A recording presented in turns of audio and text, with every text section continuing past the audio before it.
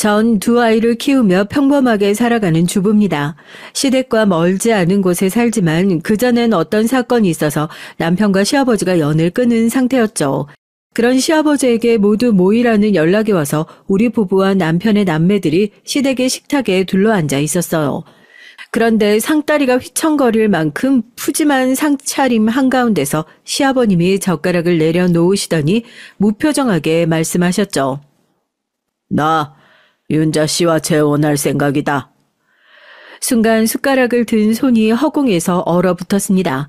윤자 씨라면 우리 집에서 무려 40년 넘게 일해온 가정부 아줌마의 이름이었어요. 제 시부모님을 모셨고 시누이와 남편 그리고 시동생까지 3남매를 키워낸 어쩌면 시댁보다 시댁 같은 존재였죠. 남편은 얼굴이 붉어져 벌떡 일어섰어요. 아버지, 정신 좀 차리세요. 나이값 좀 하시라고요. 남편의 목소리는 칼날처럼 날카로웠고 술기운이 오르기 전인데도 뺨이 달아올라 있었어요. 막내 시누인 젓가락을 놓고 눈가를 적시며 떨리는 목소리로 말했죠. 아버지, 정말 왜 이러세요? 그 아줌마가 우리 어머니라도 된대요? 윤자 아줌마는 굳은 표정으로 말없이 그릇을 치우고 있었지만 전 그녀의 손등에 핏대가 서는 걸 봤습니다. 그리고 시아버님은 길게 한숨을 내쉬며 아이들 얼굴을 차례로 바라보셨죠. 그 침묵 속에서 식탁 위에 국물이 아직 끓고 있었지만 우린 저마다 다른 온도로 식어가고 있었습니다. 시아버지와 윤자 아줌마, 그들이 어쩌다 여기까지 온 걸까요? 그리고 남편과 남편의 형제들은 왜 그리 그들의 관계를 반대했던 것일까요? 지금부터 그 충격적인 날이 오기까지의 얘기를 들려드리려고 합니다. 전 남편과 대학 2학년 축제에서 처음 만났어요. 그날 전 길을 잃은 새내기 동생을 찾으러 다니다가 인파에 떠밀려 맥주컵을 쏟았고 얼룩진 티셔츠를 바라보며 멍하니 서 있었죠. 그때 앞치마를 두른 한 남자가 다가와 종이타월을 건네며 웃었어요. 맥주 대신 파전 어때요? 맥주를 쏟은 사람에게 파전이라니 당황스러웠지만 빈 맥주컵에 담아준 파전이 또 그렇게 맛이 있었습니다. 그 사람이 직접 만든 파전이었고 자연스럽게 그의 앞에 앉아 파전에 막걸리를 마셨죠. 그는 연신 제 컵에 파전을 담아주며 절 계속 챙겨주더라고요. 취기 때문인지 남편이 프라이팬을 휙휙 돌리며 파전을 부치는 모습이 얼마나 멋져 보이던지요. 그와 가까워진 건 축제 이후 대학 시험 기간이었습니다. 새벽 3시 도서관 앞 편의점 매점에서 우리는 또 마주쳤고 그는 라면 2개를 사서 제 손에 하나를 쥐어주며 말했죠. 이 시간에 뜨거운 국물만한 게 없잖아요. 앞으로 밤샘 할 땐 같이 버텨요. 그 말이 첫 번째 약속이 됐습니다. 우린 함께 시험 공부를 하며 친구인 듯 자연스럽게 연인 관계로 발전했어요. 일명 캠퍼스 커플이었죠. 남편과 많은 면에서 참 잘 맞았습니다. 섬세하고 착한 사람이라 장맛비가 쏟아지던 6월 캠퍼스 은행나무 아래에서 남편이 우산을 접더니 제게 다가왔어요. 비에 젖은 그의 앞머리에서 물방울이 뚝뚝 떨어졌지만 눈빛만큼은 또렷했습니다. 비가 올 때 너와 같이 우산 쓰는 사람이 나였으면 좋겠어. 넌 어때? 분명 청혼이었어요. 갑자기 청혼이라니 어이없는 상황이었지만 그때만큼은 세상에 우리 둘만 있는 것 같았죠. 그는 제 손을 잡아 우산 대신 자신의 몸으로 비를 막아줬어요. 전 피식 웃으며 프로포즈는 제대로 해줘 라고 대꾸했죠. 남편은 심각하게 고민하며 고개를 끄덕였어요. 그 모습이 너무 웃겨서 웃음이 터지고 말았죠. 졸업식 날 그는 99송이 붉은 장미를 품에 안고 나타났습니다. 교정 벤치엔 작은 상자가 놓여 있었고 남편은 웃으면서 말했어요. 100번째 꽃은 네가 돼줘. 상자 안엔 은은한 광택의 반지가 들어있었죠. 전 눈물이 차올라 말을 잇지 못했고 주변 친구들이 환호하는 소리가 연달아 들렸습니다. 그 순간 제 인생은 장밋빛으로 물드는 듯 했어요. 결혼이 정해지고 처음 시댁에 방문했을 때 전 현관에서부터 느껴지는 묘한 긴장감을 잊을 수가 없었습니다. 꽤나 재력가 집안의 웅장한 2층집 거실에 들어서자 시아버님은 무표정한 얼굴로 절 맞이했고 그 옆엔 가정부인 윤자 아줌마가 마치 집안의 안주인처럼 자연스럽게 서 있었죠. 윤자 아줌마는 친절한 미소를 지으며 말했어요. 어서 와요, 소연씨. 앞으로 잘 지내봐요. 그녀의 목소리에서 느껴지는 묘한 위압감과 함께 전 순간 얼어붙었습니다. 시아버님 옆에 윤자 아줌마가 서 있는 모습은 마치 오랜 부부처럼 너무나도 익숙해 보였거든요. 그때 전 알 수 없는 불편함과 의구심이 마음 한편에서 자리 잡기 시작했어요. 시아버지와 식사를 하는데 윤자 아줌마는 음식을 잔뜩 해서 우리 앞에 내주셨죠. 시아버지와 남편은 서로 눈도 마주치지 않고 거의 말 한마디 안 했어요. 식탁에 차린 음식들은 따뜻했지만 식탁 위론 냉기가 흐르고 있었고요. 미묘한 분위기 속에서 윤자 아줌마만 하하호호하며 저에게 말을 걸었고 전 도대체 이 아줌마 누구지 하는 의문 속에서 의무적으로 대답을 했어요.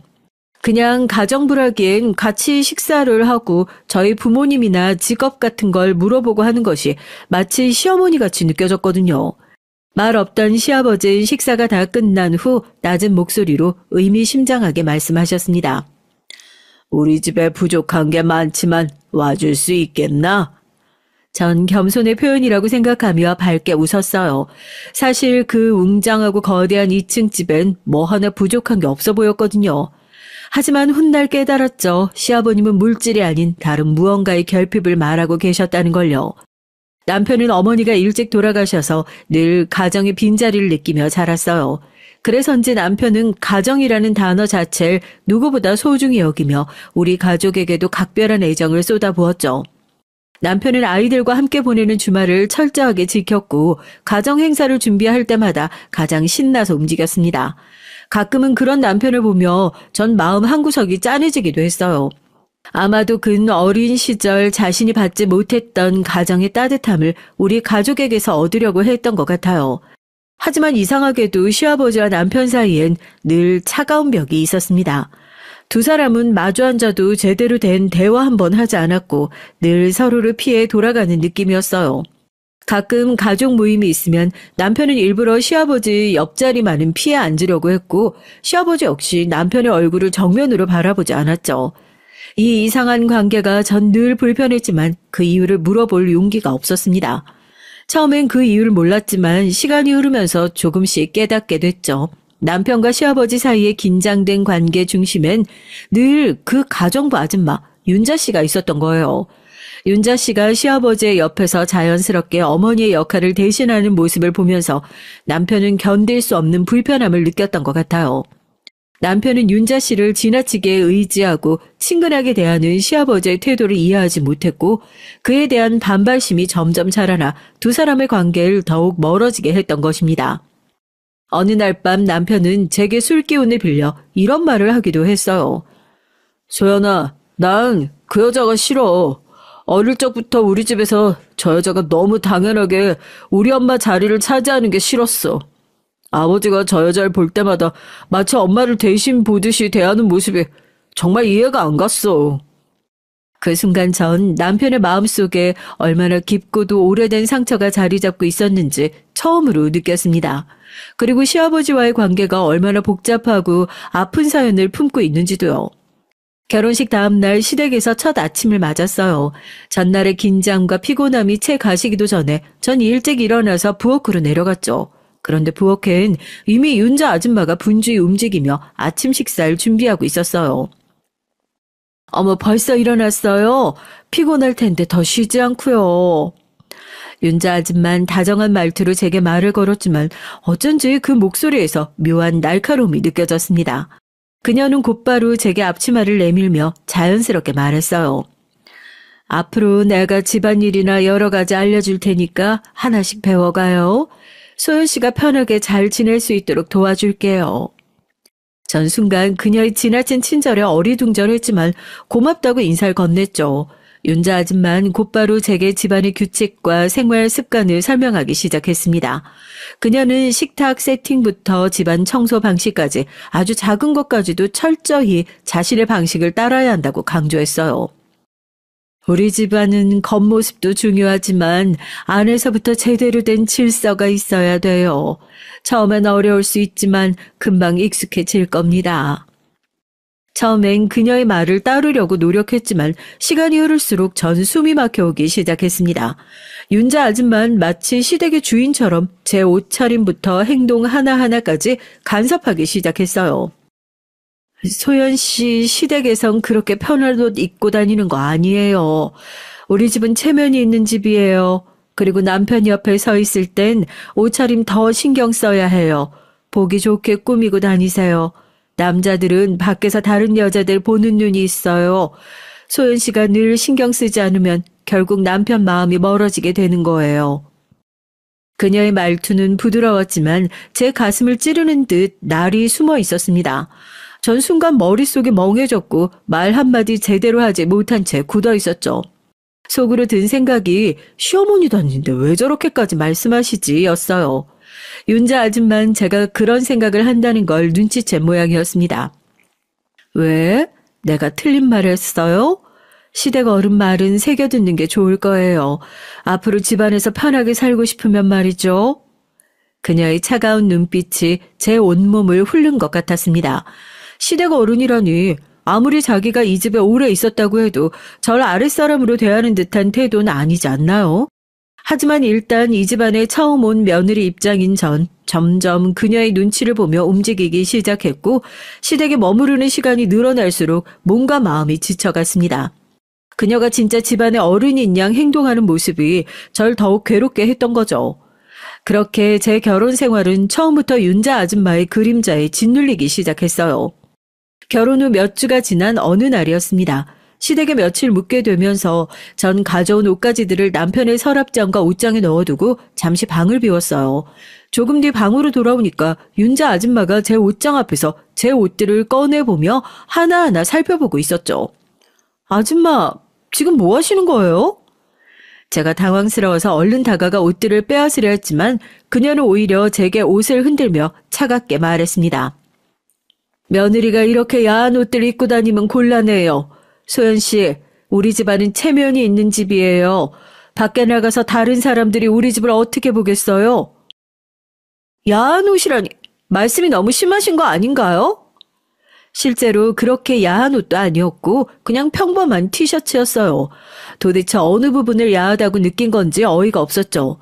윤자 아줌만 제 말을 듣지도 않고 계속 제 옷을 꺼내놓으며 냉정한 말투로 평가하기 시작했습니다. 이 치마 너무 짧아요. 이런 옷 입고 시댁에 다닌다는 게 상식적으로 말이 돼요? 이 정도가 짧다니요? 무릎까지 오는 건데요?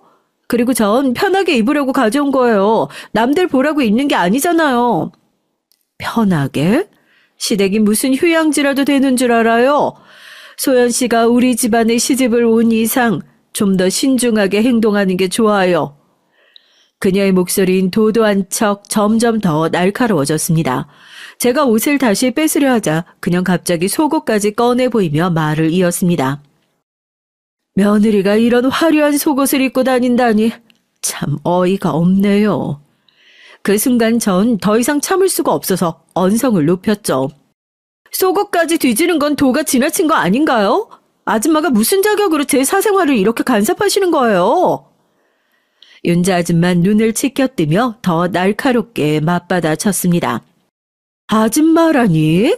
나도 엄연히 이 집안 어른이에요. 며느리가 어른한테 버릇없이 큰 소리 치는 건 또 어디서 배운 버릇이에요? 이 집에서 계속 살고 싶다면 앞으로 말 조심하고 행동 조심해요. 그날의 충돌 이후 우리 사이의 불편한 공기는 더욱 커졌고 전 시댁에서의 생활이 점점 더 힘들게 느껴지기 시작했어요. 첫째 아이가 유치원에 들어간 해 봄, 전 회사 출장 일정이 잡혀서 아이의 첫 담임 선생님과의 면담에 가지 못하게 됐습니다. 저 대신 남편이 가려고 했지만 하필 남편마저 중요한 회사 미팅과 겹쳐버렸죠. 어쩔 수 없이 우린 시아버님께 부탁을 했습니다. 그런데 면담 당일 아침 시아버님은 급한 일이 생겼다며 대신 윤자 아줌마가 유치원에 가겠다고 했어요. 처음엔 조금 걱정이 됐지만 별일 없겠지 싶어 허락했죠. 저녁에 집에 돌아와 아이에게 물었어요. 오늘 유치원에서 별일 없었어? 아이는 밝게 웃으며 대답했습니다. 근데 선생님이 할아버지 집 가정부 할머니 보고 수아 친할머니세요 하고 물어봤어. 그래서 가정부 할머니가 맞아요, 제가 친할머니예요 라고 했어. 순간 전 어처구니가 없어서 다시 물었죠. 친할머니? 아니, 자기가 수아 친할머니라고 했어? 아이는 고개를 끄덕였습니다. 친할머니라고 했어. 근데 엄마, 가정부 할머니가 진짜 친할머니야? 그럼 그 할머니가 아빠의 엄만 거야? 아빠의 엄만 돌아가셨다고 했잖아. 전 할 말이 없었어요. 도대체 무슨 생각으로 친할머니라고 스스로를 칭한 건지 이해가 가지 않았죠. 전 아이의 말이 마음에 걸려 전화로 윤자 아줌마에게 직접 물었습니다. 아줌마, 오늘 유치원에서 선생님께 뭐라고 하셨어요? 선생님이 헷갈리신 것 같아서요. 그녀는 아무렇지도 않게 대답했습니다. 선생님이 친할머니냐고 물어서 그렇다고 했어요. 수아도 할머니가 있는 게 좋을 테니까요. 죄송하지만 그건 아닌 것 같네요. 아이가 더 혼란스럽게 할 것 같아요. 아이가 할머니라고 부르고는 있지만 친할머니는 아니시잖아요. 윤자 아줌마는 제가 전곡을 찌르자 순간 차갑게 제게 말했습니다. 아이를 혼란스럽게 하는 건 소연 씨예요. 엄마가 이런 중요한 날에 같이 있어주지 못하는 게 더 문제 아닌가요? 아무리 바빠도 엄마는 아이 일이 첫 번째가 돼야 되는데 친할머니도 아닌 남이 가서 아이를 봐주는 게 말이나 되는 일인가요? 무슨 일이 있을 줄 알고? 그녀의 비수 같은 말에 전 당황하고 말았습니다. 대화는 금방 언쟁으로 번졌고 결국 아무것도 해결하지 못한 채 끝났죠. 전 분한 마음에 남편에게 상황을 설명했지만 남편은 화가 잔뜩 난 표정으로 앞으로 아이 일은 절대 시댁에 맡기지 말라고만 했어요. 그날 이후 윤자 아줌마와 저 사이엔 보이지 않는 벽이 더욱 높아졌고 전 그녀와 마주할 때마다 불편함과 긴장감을 느껴야 했습니다. 지난 여름 우리 아파트는 창틀 교체 공사로 한 달 가까이 공사가 이어졌습니다. 먼지와 소음 속에서 아이가 지낼 수가 없어서 우린 잠시 시댁에 몸을 맡기게 됐죠. 시아버지는 저희에게 2층을 내주었고 시아버지와 윤자 아줌마는 1층에서 생활했기에 두 분과 거의 마주칠 일은 없었어요. 간혹 윤자 아줌마가 저희 층에 올라와 살림을 뒤지는 느낌은 있었지만 괜히 소란 피우고 싶지 않아서 그냥 넘겼죠. 집을 떠난 지 2주, 시댁 생활에 그래도 큰 충돌 없이 꽤 적응해 갔지만 밤이 깊어지면 전 여전히 낯선 집의 소음을 의식하며 뒤척이곤 했습니다. 그날도 열대야가 심했어요. 잠 못 이루던 전 물을 마시러 1층 주방으로 내려갔죠. 계단을 내려가는데 거실 쪽에 노란 스탠드 조명이 은은하게 번졌습니다. 모두 잠든 시간이라 TV는 꺼져 있었고 에어컨이 돌아가는 낮은 소음만이 집 안을 채우고 있었죠. 전 목이 타서 서둘러 주방으로 향하려다가 귓가를 스치는 속삭임에 걸음을 멈췄습니다. 거실 문틈으로 자꾸 낮은 대화가 들려왔어요. 호기심 반 불안 반으로 살짝 몸을 숨기고 들여다보니까 소파 맞은편 테이블에 시아버님과 윤자 아줌마가 마주 앉아 있었어요. 조명 아래 두 사람은 잠옷 차림이었지만 그 모습은 오히려 더 은밀하고 가깝게 느껴졌습니다. 시아버님은 얇은 가운을 걸친 채 윤자 아줌마의 손가락을 조용히 어루만지고 있었죠. 아줌마는 바닐라색 실크 잠옷에 하늘빛 가디건을 걸치고 있었는데 손을 꼭 잡힌 채 미세하게 떨리고 있었습니다. 이제 정말 괜찮을까요? 우리 아이들 날 용서해 줄까요? 윤자 아줌마의 목소리는 술에 취한 듯 나른하면서도 떨리고 있었어요. 조금만 더 기다리면 돼. 공사가 끝나고 애들이 집으로 돌아가기 전에 우리도 이제 결단을 내려야지. 시아버님의 대답은 낮지만 단호했습니다. 전 심장이 쿵 떨어지는 소리를 들었습니다. 공사 때문에 시댁에 머무르는 이 기간이 두 사람에겐 무언가 결심을 실행할 기회처럼 보였어요.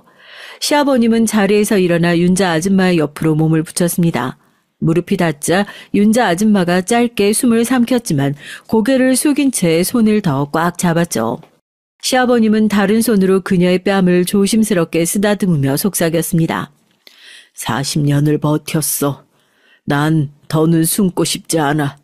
이번 공사가 끝나면 바로 아이들에게 말할 거야. 우리가 어떤 선택을 하든 결국 우린 가족이니까.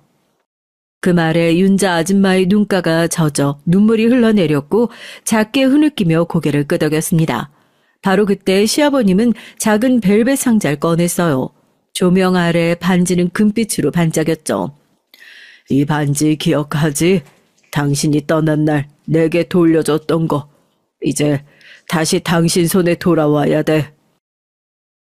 당신 아직도 이걸 보관하고 있었군요. 아줌마는 울음 섞인 웃음을 터뜨리며 시아버님의 어깨에 얼굴을 묻었습니다. 두 사람의 실루엣이 조명 속에서 하나로 포개지며 묘한 열기를 뿜어냈어요. 그 광경은 따뜻하게 보일 수도 있었죠. 그들이 이 집의 주인과 가정부가 아니라면 말이죠. 그들의 관계인 금기를 깨트린 듯 아슬아슬했습니다. 전 그만 손에 들고 있던 유리컵을 떨어뜨릴 뻔해 컵을 꽉 쥐었어요. 돌이킬 수 없는 것을 목격한 느낌이었죠. 숨이 턱 막혔지만 몸이 얼어붙어 움직일 수가 없었습니다. 뒤로 물러서려던 순간 슬리퍼가 바닥에 살짝 끌리는 소리를 냈어요. 두 사람이 동시에 고개를 돌렸고 전 본능적으로 벽 뒤로 몸을 숨겼습니다. 심장이 광난하는 것처럼 뛰어서 귀가 울렸어요. 숨을 죽인 채 계단을 기어 오르다시피 올라와 방문을 닫았지만 두 사람의 은밀한 속삭임과 반지의 금빛이 자꾸만 머릿속을 맴돌았습니다. 그날 밤 전 한숨도 자지 못했어요. 공사가 끝나기 전이라는 시아버님의 말이 자꾸 귓가에 울렸고 우리 아이들이란 말도 걸렸어요. 아이들? 윤자 아줌마에게 아이들도 있었던가? 시댁에 머무르는 이 몇 주가 단순한 피난이 아닐지도 모른다는 서늘한 예감이 등골을 타고 내려갔어요. 이 집안이 곧 거대한 폭풍의 눈이 될 것만 같았죠. 며칠 뒤 오후 햇살이 창가로 길게 들어오던 날이었습니다. 윤자 아줌만 장을 보러 나가서 외출 중이었고 저와 아이는 장난을 치고 놀고 있었어요. 아이는 숨바꼭질을 한다며 1층까지 내려가 할아버지 서재로 들어갔죠. 서재는 평소 잠겨있던 곳이지만 그날따라 문이 반쯤 열려 있었고 시아버님은 전화통화를 하느라 바깥 베란다로 나가 계셨습니다. 전 아이에게 할아버지 방은 함부로 들어가면 안 돼. 얼른 나와. 이렇게 말했고 아이가 책상 밑에 숨어 있다가 시아버지의 물컵을 엎지르는 바람에 전 물을 닦으러 급히 들어갔죠. 바닥을 닦다 보니 서랍 사이로 물이 흘러들어가서 서랍을 잠깐 빼내야 했어요. 맨 아래 서랍 안쪽 벽면에 제법 젖어 있길래 물기를 닦으려고 서랍을 더 잡아당겼는데 서랍 뒷판과 책상 벽 사이에 빈 공간이 있더군요. 그 사이에 얇은 상자가 비스듬히 꽂혀 있었습니다. 순간 이게 뭐지 하면서도 일단 물에 젖었을까봐 조심스레 꺼냈는데 상자 안에서 크림색 실크 스카프가 미끄러져 나왔어요. 매끄러운 결이 손끝을 스치는 동시에 금실 자수가 번쩍였습니다. YJ. 처음엔 브랜드 로고인가 했지만 곧 윤자라는 이름이 번개처럼 떠올랐어요. 스카프는 자세히 보니 새 것이 아니라 살짝 낡고 가장자리에 손바느질로 몇 번 고친 흔적이 있었습니다. 마치 주인이 집요하게 보관해온 애장품처럼요. 전 덜컥 가슴이 뛰었고 어젯밤 거실에서 봤던 두 사람의 미러가 다시 귓가를 때렸습니다. 그때 베란다 쪽 미닫이 문이 철컥 열리는 소리가 났어요. 서둘러 스카프를 접어 다시 상자에 넣으려는데 마침 서재로 들어온 시아버지와 눈이 마주쳤습니다. 시아버지 순간 멈칫하더니 낮은 목소리로 물었습니다. 무슨 일이니? 아이가 바닥에 물을 흘려서 닦다가 서랍 뒤에 이게 있어서요. 혹시 젖었을까봐 닦으려고 꺼냈죠. 아버님 물건에 함부로 손을 대서 죄송합니다. 숨기지 않으려고 솔직하게 말씀드렸지만 제 목소리가 떨리는 것이 느껴졌어요. 그 안에 비밀까지 알게 된 건 차마 말씀드리지 못했고요. 시아버님은 상자를 조용히 받아들고 스카프를 살짝 들춰보더니 짧게 한숨을 내쉬었습니다. 다행hin 젖지 않았네. 단 3마디, 표정도 크지 않았지만 전 그 안에서 설명할 수 없는 복잡함을 읽었어요. 당황, 애틋함, 그리고 묘한 슬픔까지. 시아버지는 스카프를 서류 뭉치 사이에 조심스럽게 끼워놓고 서랍을 닫았습니다. 자물쇠는 채우지 않았지만 더는 묻지 말라는 경계가 공기의 파문처럼 번졌어요. 전 고개를 숙이고 아이 손을 잡고 서재에서 나왔지만 이마에 식은땀이 맺혀 있었습니다. 그날 밤 스카프에 금실이 떠올라 쉽게 잠들 수 없었죠. 애써 억누르려 해도 의문은 점점 커져갔고요. 왜 하필 그 이름이 이 자수로 새겨져 있었을까? 그리고 왜 시아버님은 그토록 조심스레 숨겨뒀을까? 곧 드러날 진실의 무게가 서서히 현실감을 갖춰가는 듯 했습니다. 시아버님 칠순 생일은 서울의 5성급 호텔 연회장에서 열렸어요. 길게 뻗은 샹들리에 아래 보랏빛 러너가 깔린 21용 테이블이 눈부신 꽃장식으로 장식돼 있었죠. 낯익은 친지들과 우리 가족이 모두 모여 있었지만 공기는 미묘하게 얼어붙어 있었습니다. 주인공보다 먼저 시선을 끈 사람은 다름 아닌 윤자 아줌마였어요. 그녀는 은빛이 도는 연청색 한복 두루마기를 곱게 차려입고 있었는데 누가 봐도 집안 어른처럼 품위가 보였죠. 사정을 모르는 먼 친척 중 몇 명은 사모님 고운색 고르셨네요 라며 인사했고 윤자 아줌마도 자연스럽게 허리를 숙이며 답례했죠. 남편 동생의 사돈 어르신은 저를 지나치며 귓속말로 묻기도 했습니다. 새어머님이신가? 언제 재혼하셨어? 전 웃기만 했지만 등줄기를 식은땀이 타고 내려갔어요. 건배에 앞서 남편은 묵직한 표정을 지은 채 와인을 따르고 있었죠. 시아버님은 단상에 올라 손님들에게 감사 인사를 전했어요. 연회장이 박수로 가득 찼을 때 시아버님은 윤자 아줌마를 향해 손짓을 했죠. 마치 그 순간을 기다린 듯 호텔 직원이 높다란 3단 케이크를 밀어왔습니다. 오늘 제 곁을 지켜준 고마운 분께 제일 먼저 케이크를 나누고 싶습니다. 시아버님은 마이크를 내려놓고 직접 케이크의 첫 조각을 잘라 은식기에 올렸어요. 그리고는 주저함 없이 윤자 아줌마 앞으로 다가가 포크 한 숟갈을 집어 그녀의 입가로 가져갔죠. 그 순간 남편 태주의 유리잔이 미세하게 떨리는 걸 봤습니다. 윤자 아줌마가 수줍은 듯 시아버님을 올려다보며 한입 베어물자 남편의 눈빛이 돌연 서늘하게 가라앉았어요. 전 남편의 팔을 붙잡으며 속삭였습니다. 진정해. 자기 오늘 아버님 칠순잔치잖아. 하지만 이미 늦었어요. 남편은 모든 시선이 집중된 테이블에서 자리에서 벌떡 일어나더니 잡고 있던 크리스탈 잔을 꽝 하고 내리쳤습니다. 잔은 바닥으로 튀며 산산조각이 났고 붉은 와인은 흰 식탁보 위로 핏물처럼 번졌어요. 도대체 왜 이런 날까지 이러시는 거예요? 저 여자가 도대체 뭔데? 고함이 샹들리에 끝까지 울려 퍼졌고 연회장은 순간 숨을 삼킨 듯 조용해졌죠. 시아버지는 얼어붙은 표정으로 아들을 바라봤지만 남편의 분노는 이미 폭발해버렸습니다. 아버지, 우리 엄마 돌아가신 날이 언젠데 어떻게 저 여자랑 우리 앞에서... 윤자 아줌마 얼굴이 창백해졌어요. 그녀가 떨리는 손으로 케이크 포크를 내려놓자 포크는 딸깍하고 접시에 부딪혔습니다. 돌아앉아 있던 신우는 손등으로 눈물을 훔쳤고 도련님은 의자를 밀치며 일어서서 남편을 붙잡았어요. 형 그만해. 여기 손님들 다 보고 계시잖아. 하지만 남편은 멈추지 않았습니다. 네 말대로 다른 손님들 다 보는 앞에서 무슨 낯으로. 엄마 보기 부끄럽지도 않아요? 다른 사람도 아닌 가정부한테. 그때 시아버지가 마이크를 다시 들었어요. 목소리는 낮았지만 쇳소리가 묻어 있었죠. 네가 원하든 원하지 않든 윤자신 오래전부터 우리 가족의 일원이었다. 연회장 곳곳에서 웅성거림이 일어났습니다. 그 순간 윤자 아줌마가 자리에서 일어나 힘없이 시아버님의 팔을 붙잡았어요. 모두 보는 앞에서 이러지 마세요. 제가 이 자리를 피할 테니. 그 모습에 남편이 더 크게 외쳤습니다. 왜 피하세요? 진짜 어머니라면 여기 계셔야죠. 숨기고 싶은 사이니까 피하려는 거 아니냐고요.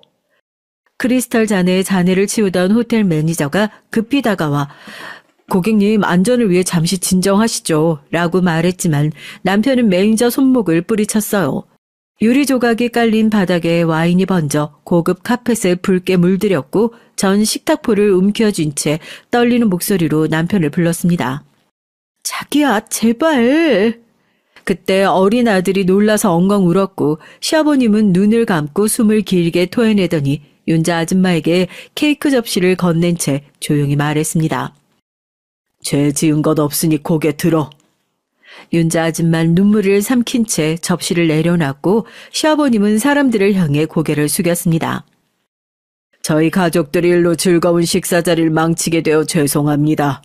전 자리를 비울 테니 만찬을 즐기고 가시기 바랍니다. 시아버지는 식사를 계속하라고 하셨지만 시아버지가 윤자 아줌마와 나가자 연회장은 순식간에 파장 분위기가 됐고 손님들은 뿔뿔이 흩어졌어요. 쏟아진 와인 냄새가 달큰하면서도 끈적하게 공기를 메웠고 제 머릿속엔 한 가지 생각이 맴돌았죠. 오늘의 폭발은 시작에 불과하다. 호텔 연회장 사건이 끝난 그 밤 우린 무거운 마음으로 시댁으로 돌아왔습니다. 시아버님은 아무 말 없이 서재로 들어가 문을 잠궜고 윤자 아줌만 전기 주전자 앞에 멍하니 서서 물이 끓어 넘칠 때까지 손잡이를 놓지 못했어요. 지방 공기인 와인 얼룩이 말라붙은 카펫처럼 끈적이고 불쾌했습니다. 새벽 2시 남편은 창고에서 여행용 캐리어를 꺼냈어요. 바퀴가 대리석 바닥을 긁는 소리에 전 화들짝 일어나 불을 켰죠. 당장 이 집을 나가겠소. 남편의 목소리는 쉰 상태로 낮았지만 그 안에 서늘한 기운이 묻혀 있었습니다. 지금? 오늘 밤 너무 늦었어. 애도 자고 있고. 전 설득하려 했지만 남편의 어깨가 떨렸어요. 분노와 수치 그리고 오래 참은 상처가 한꺼번에 터져 나오는 듯 했죠.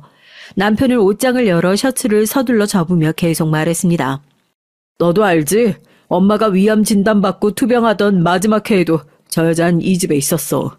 새벽마다 부엌에서 속삭이던 두 사람을 내가 몇 번이나 봤다고.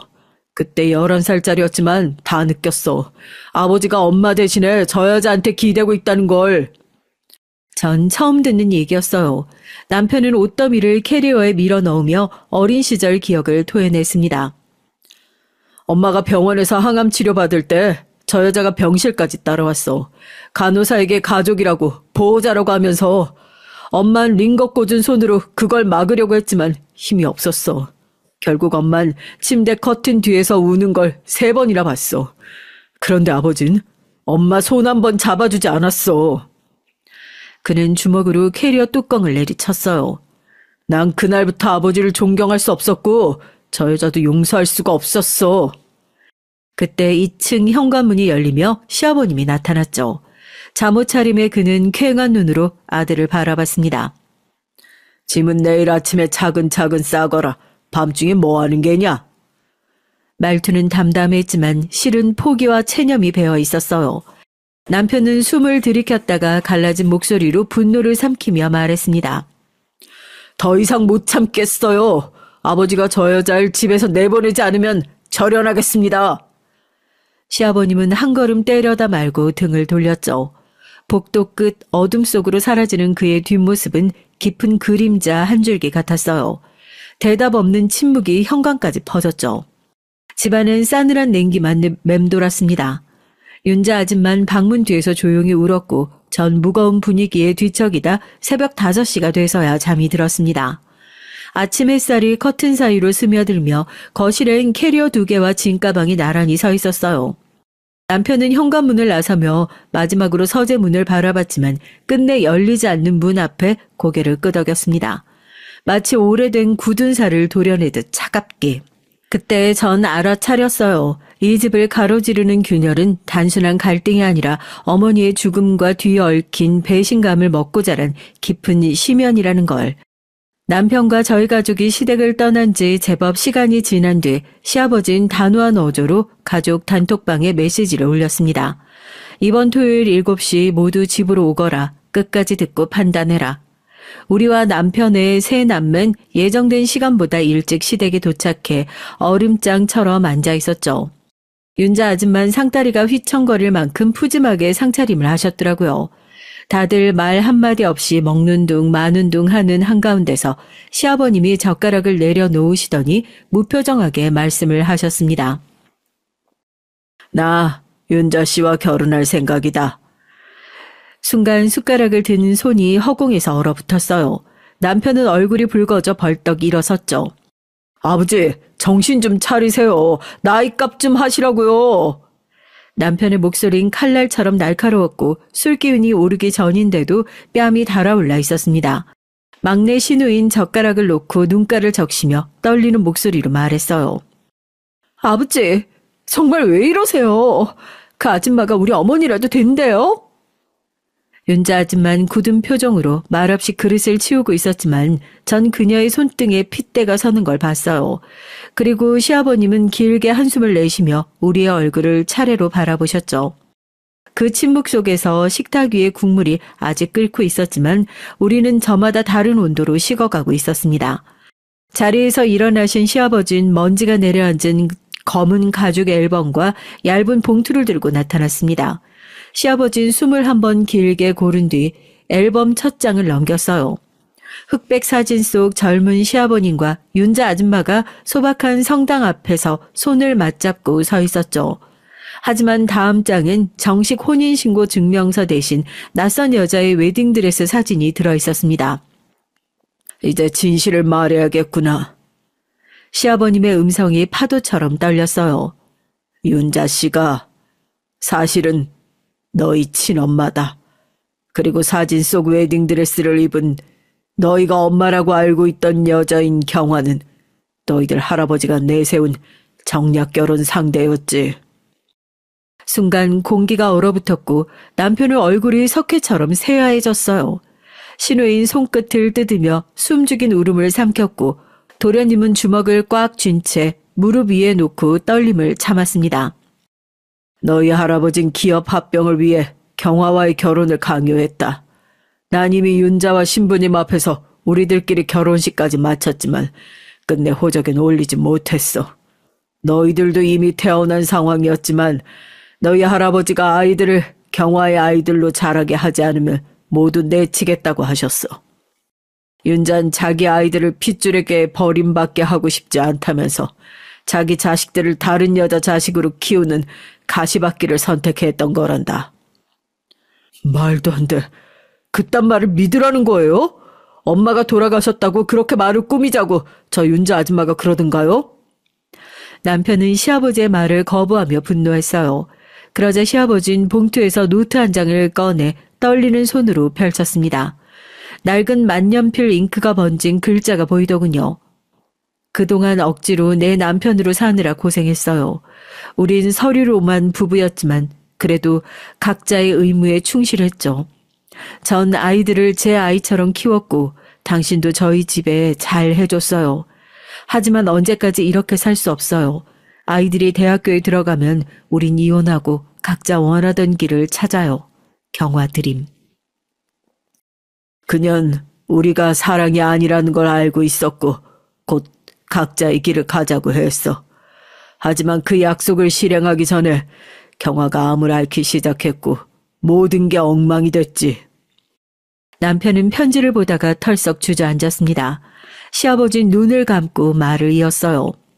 그런데 경화가 임종 직전에 마음이 바뀌었는지 병실에서 마지막으로 부탁을 했다. 아이들이 아직 어린데 내가 죽은 후에도 당분간은 마음속에서 엄마로 남고 싶다. 내가 친엄마가 아니라는 사실은 가정부로 알고 지내던 사람이 친엄마라고 알게 되면 아이들이 충격받을 거다. 그러니 아이들이 클 때까지 나를 엄마로 여기도록 해달라고. 그래서 윤잔 너희들이 클 때까지 가정부란 이름 뒤에 숨어야 했지. 그런데 너희들이 우리의 관계를 안 좋게 보기 시작하고 진실을 말할 타이밍을 계속 잡지 못했다. 너무 늦어버렸어. 그의 목소리가 부서지듯 떨렸습니다. 하지만 전 분명 봤어요. 엄마가 임종 전에 윤자 아줌마가 온 걸 보고 떨던 걸. 윤자가 병실을 찾은 건 경화가 직접 불러서였어. 아이들 곁을 지켜달라고. 그날 윤잔 경화 손을 잡고 울었다. 사랑하는 남자의 법적 아내이자 아이들 앞에선 엄마였던 여자가 자기 아이들을 사랑해 줬으니까. 남편이 식탁 모서리를 주먹으로 내리쳤어요. 그럼 할아버지가 시킨 결혼 때문에 우리 엄만 이혼조차 못하고 저희 친엄마인 윤자 아줌만 평생 그림자처럼 살았다는 거예요? 시아버지는 고개를 떨군 채 굵은 눈물을 떨궜어요. 거실은 숨막히는 침묵 끝에 한꺼번에 무너졌습니다. 신우가 엉엉 울고 도련님은 눈물과 욕설을 삼키며 주먹으로 벽을 쿵쿵 쳤죠. 남편은 허탈하게 웃다가 앨범에 얼굴을 묻고 흐느꼈습니다. 그럼 장례식 때 우리가 묻었던 건 사랑도 행복도 아니고 그냥 두 여자 모두의 꿈이었네요. 그의 목소리가 마음처럼 천길만길 갈라졌고 멀리 방문 뒤에 서 있던 윤자 아줌마가 손등으로 입을 틀어 막은 채 뒤로 주저앉았어요. 윤자 아줌마, 아니 시어머니가 떨리는 손끝으로 무릎을 감싸 쥐더니 끝내 고개를 들었습니다. 전 식탁에서 얼어붙은 채 숨조차 쉬지 못했죠. 할아버지가 강요한 정략 결혼 탓에 시아버지께서는 법적 아내를 맞이했고 저희 남편과 남매들은 그분을 어머니로 알고 자랐다는 사실이 밝혀졌지만 아직 아무도 충격에서 빠져나오지 못하고 있었어요. 그런 가운데 윤자 아줌마의 입술이 파르르 떨리며 말을 이었습니다. 소연아, 아니 얘들아, 내가 왜 평생 가정부 옷을 입고 이 집에 머무를 수밖에 없었는지 들어야 된다. 시어머니는 거칠게 숨을 들이켰고 우리는 불에 달궈진 쇳덩이처럼 뜨거운 정적 속에서 귀를 기울였습니다. 네 아버지가 너희 할아버지 명령으로 정략 결혼을 했을 때 난 이미 새 아이를 품에 안고 있었어. 할아버진 천한 여자라면 나를 쫓아냈지. 바로 그날이었어. 너희를 빼앗길까 두려웠던 난 기차역에서 30분 남짓 망설이다가 돌아왔다. 비를 흠뻑 맞은 채 대문을 두드리며 애원했지. 아이 곁에 숨어서라도 붙어있게 해달라고. 시아버지와 돌아가신 어머니는 몰래 아래채를 비워주며 이렇게 말했대요. 당신이 사라지면 아이들은 친엄마가 버젓이 살아있는데 천륜을 끊을 순 없어. 여기서 그림자처럼만이라도 살아줘. 그때부터 난 이 앞치마를 택했다. 새벽 4시에 일어나 죽을 쓰고 도시락을 싸고 네 아버지와 법적 아내가 다투는 밤이면 방문 앞에 쪼그려 앉아 울음을 삼켰단다. 깜깜한 복도에서 너희가 자기 전에 잠투정하며 울기라도 하면 방문을 쓰다듬으며 울지 마라, 엄마 여기 있다 속삭이면서도 한 번도 엄마라는 단어를 입 밖에 내지 못했어. 그녀의 목소리가 갈라졌고 굵은 눈물이 툭 턱선을 타고 떨어졌습니다. 전 두 손으로 입을 틀어막고야 말았어요. 남편은 눈을 부릅뜬 채 숨을 몰아쉬었고 신우는 눈가에 눈물이 맺힌 채 고개를 저었습니다. 남편이 한 걸음 앞으로 나와 떨리는 목소리로 물었죠. 그럼 우리가 기억하는 어머니는 그분은 이 모든 걸 진심으로 받아들이셨단 말씀이세요? 시어머니는 눈을 감고 답했습니다. 그분은 네 할아버지가 정해준 사람이었지만 그분도 원했던 결혼은 아니었어. 우린 많은 말을 섞진 않았지만 동질감을 느꼈고 나쁘지 않은 관계였지. 그녀도 억울한 희생자였단다. 내가 나서면 그분의 자리인 죄책감 속에서 더 비참해질까 봐 끝까지 침묵했어. 그리고 마지막 한마디. 이제야 말문을 연 건 네 할아버지가 작년에 돌아가시며 모든 권한을 네 아버지에게 넘겼기 때문이야. 더는 너희를 빼앗길 염려도 없고 내 진짜 이름을 숨길 이유도 없단다. 말이 끝나자 거실 전체가 무겁게 흔들리는 듯 했습니다. 진짜 시어머니는 바닥에 손을 짚고 고개를 숙였고 우린 누구도 쉽게 다가가지 못한 채 조용히 눈물만 떨구고 있었어요.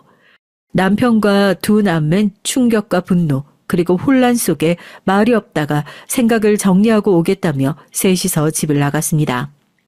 현관문이 쾅 소리를 내며 닫히자 집안은 갑자기 냉동 창고처럼 싸늘해졌어요. 시계 초침 소리만이 커튼 사이를 돌아다녔죠. 전 아이를 재우고 난 뒤 복도로 나가 조심스레 시어머니 방을 노크했습니다. 시어머니는 한참을 방 안에서 웅크린 채 흐느끼다가 조용히 거실로 걸어 나왔어요. 더는 앞치마를 두른 가정부는 없었습니다.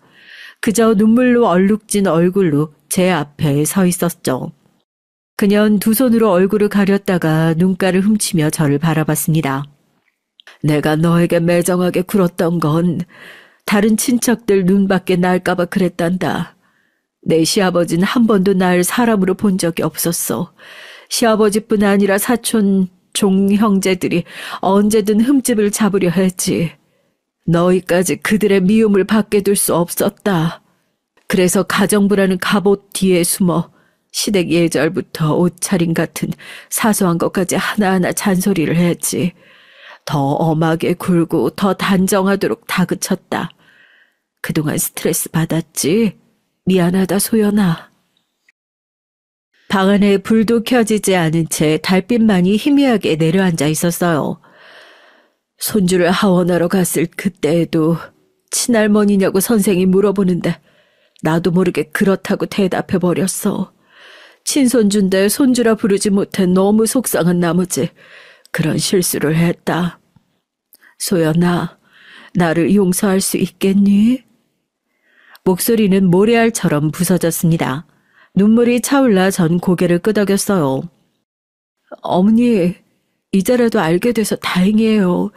두 분의 관계가 이상하다고 느꼈었는데 정확한 상황도 알지 못하고 모르는 척 지내는 게 더 고통스러웠을 거예요. 그녀는 어린아이처럼 어깨를 들썩이며 울었습니다. 전 어머니의 등을 다독였고 조금 진정되자 그녀가 떨리는 숨을 고르며 속마음을 털어놨죠. 전 휴지를 가지고 와서 시어머니의 눈가를 닦아드렸어요. 어머니 덕분에 제가 큰 실수 없이 버틴 거예요. 상처받은 건 사실이지만 오늘 이유를 알았으니까 그 상처도 아물 거예요. 시어머니는 제 손을 가만히 잡고 속마음을 얘기했어요.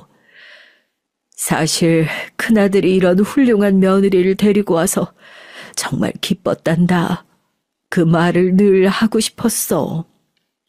내내 하지 못하셨을 그 말을 듣자 제 눈에도 어느덧 눈물이 차올랐습니다. 달빛이 창틀 너머로 스미며 방 안 가득 맺혀있던 차가운 공기를 조금씩 녹이고 있었죠. 그날 밤 집 안은 여전히 겨울집처럼 조용했지만 시어머니와 제 사이엔 처음으로 봄 기운 같은 온기가 돌기 시작했어요. 몇 주가 흐른 뒤 시아버지는 화분을 옮기고 오래된 액자를 교체하는 등 집안 곳곳을 직접 꾸미며 분주하셨어요. 시아버지와 시어머니는 작은 성당 예식을 준비하시는 중이었죠.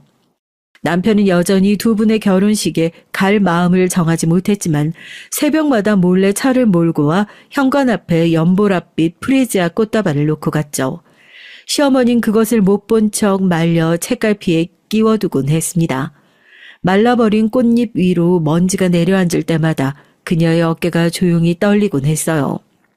예식 당일 아침 성당 좌석엔 시아버님과 시어머님의 대학 동창 두 분뿐이었습니다. 친척도 하객도 없고 규모가 큰 예식도 아니었지만 스탠드 글라스를 통한 햇살이 두 사람을 환한 섬광으로 감싸고 있었죠. 소박하고 진실된 아름다운 예식이었어요. 전 아이들 손을 잡고 남편 없이 문밖 스툴에 앉아 식을 지켜보고 있었습니다. 시누이와 도련님은 이미 부모님의 사정을 받아들여 미리 자리를 잡았지만 남편만큼은 돌아가신 어머니에 대한 기억이 뚜렷해 아직도 마음을 정리하지 못했거든요. 아마도 살아계시던 어머니에 대한 기억이 다른 두 남매보다 더 많아서였을 거예요.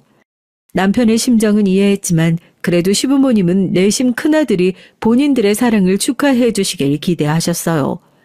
촛불에 불이 밝고 햇살이 스테인글라스를 통해 두 사람을 비추고 있었죠. 막 식이 시작하려던 참이었습니다. 그때 성당 문이 벌컥 열리며 남편이 문 앞에 서 있는 시어머니와 마주했어요. 저흰 조금 불안해서 남편을 보고 있었죠. 그때 남편이 시어머니의 손을 꼭 잡으며 조용히 말했습니다. 엄마, 축하해요. 단 한마디, 그러나 울음이 섞인 그 목소린 성당 천장에 메아리 쳤어요. 시어머니는 순백색 케이프를 휘날리며 아들에게 달려왔고 40년 만에 장남에게서 듣는 엄마라는 호칭 앞에 무너져 흐느꼈습니다. 이어 신우와 도련님도 눈물을 글썽이며 시어머니에게 달려와 네 사람은 서로를 부둥켜 안았어요. 네 사람의 눈물이 모여 빛나는 강을 이루는 듯 했죠. 시아버지는 조용히 무릎을 꿇고 아이들 앞에 머리를 숙였습니다. 내 욕심이 커서 모두에게 큰 상처를 입혔구나. 하지만 이제야 우리 가족이 온전히 모였다. 미안하다. 그리고 고맙다. 떨리는 고백과 함께 시어머니의 손가락에 끼워주던 금반지가 햇살을 반사하며 반짝였고 그 빛은 성당 유리창에 켜켜이 쌓인 색으로 흩어졌어요. 예식이 끝나고 성당 종소리가 잦아들자 우린 작은 연회실로 자리를 옮겼습니다. 아이들은 햇살 아래서 비눗방울을 불고 남편은 제가 시집온 이래 처음으로 시아버지 옆에 앉아 조용히 잔을 부딪혔어요. 아버지, 앞으로는 종종 찾아뵐게요. 짧은 한마디였지만 시아버지는 아들의 어깨에 손을 얹으며 오래 꾹꾹 눌러둔 숨을 내쉬었어요. 시어머니는 손주들이 직접 만든 손편지, 케이크를 보고 눈물을 훔치며 웃었습니다. 할머니, 할아버지 축하드려요 라고 쓰여 있었죠. 그날 이후 가족 톡방에 시어머니가 초대됐어요. 시어머니는 매주 한 장씩 그림자였던 날들 속에서 홀로 지켜봐왔던 자신의 시선을 사진으로 올렸습니다. 시어머니의 오래된 사진 속엔 어린 시절 남편의 사진, 시누이와 도련님의 사진, 정원에서 책을 보는 시아버지의 사진 같은 것들이 있었죠. 오랜 시간 애틋했고 비밀스러웠던 시어머니의 사진을 보고 모두 마음 아파했어요. 우리 가족은 상처를 덧대어 한 땀씩 바느질하며 서로의 빈틈을 메우는 중입니다. 혹시 여러분 곁에도 사랑을 감춘 그림자가 있나요? 진실을 마주하기까지 우리 가족은 너무 오랜 시간을 돌아왔지만 결국엔 슬픔도 배신도 사랑 안으로 끌어안았습니다. 어쩌면 가족이란 찢긴 조각을 다시 이어붙이는 과정일지도 몰라요.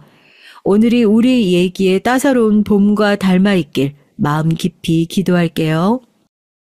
안녕하세요. 항상 채널을 시청만 하다가 문득 옛날 일이 생각나 사연을 보내봅니다. 그렇게 오래 지나지 않은 일이긴 하지만 어느새 시간이 이렇게나 흘러버렸네요. 저희 어머니께선 많이 감정적인 분이셨어요. 어렸던 제게 본인의 스트레스를 풀고 감정을 있는 대로 배출하고 그것도 모자라 폭행까지 상습적으로 하셨죠. 한마디로 정리하자면 지독한 가정폭력이었습니다. 가정폭력이라니 부모가 자식 훈육하면서 사랑에 매야 한두 번 정도는 때릴 수 있는 거 아니냐, 육아에는 어느 정도 체벌이 필수 아니냐고 생각하시는 분들도 물론 계시겠죠. 그런 분들의 육아관을 이해합니다. 저 또한 아들을 키우는 엄마니까요. 아이들에게 언제나 당근만 줘선 올바른 방향으로 이끌 수 없는 법이잖아요. 그렇지만 저희 어머니께선 채찍의 도가 많이 지나치셨어요.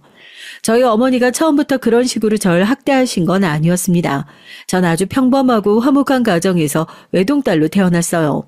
아버지께선 회사원이셨고 어머니께선 가정주부셨고요. 저희 가족에게 일어난 비극은 아버지가 회사에서 구조조정으로 인해 일자리를 잃으면서부터 시작됐습니다. 금방 새로운 일자리를 구하실 거라며 아버지께선 한참 동안 재취업을 하지 못하시고 방황하셨고 덕분에 저희 가족은 몹시 어려운 상황에 처하게 됐죠. 취업을 준비하며 자신감도 잃고 이리저리 치이며 힘든 시간을 보내시던 아버지께선 점점 술에 의존하시며 알코올 중독이 됐어요. 부모님께선 매일같이 서로 언성을 높이시며 싸웠고 나중엔 서로 손찌검을 하실 정도로 사이가 악화됐죠.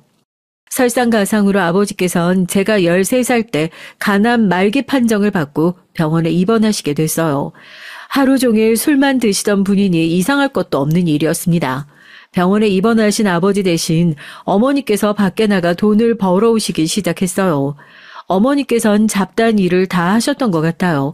정확히 기억은 나지 않지만 보험 설계며 물건 팔이며 돈 되는 일은 닥치는 대로 다 하셨죠.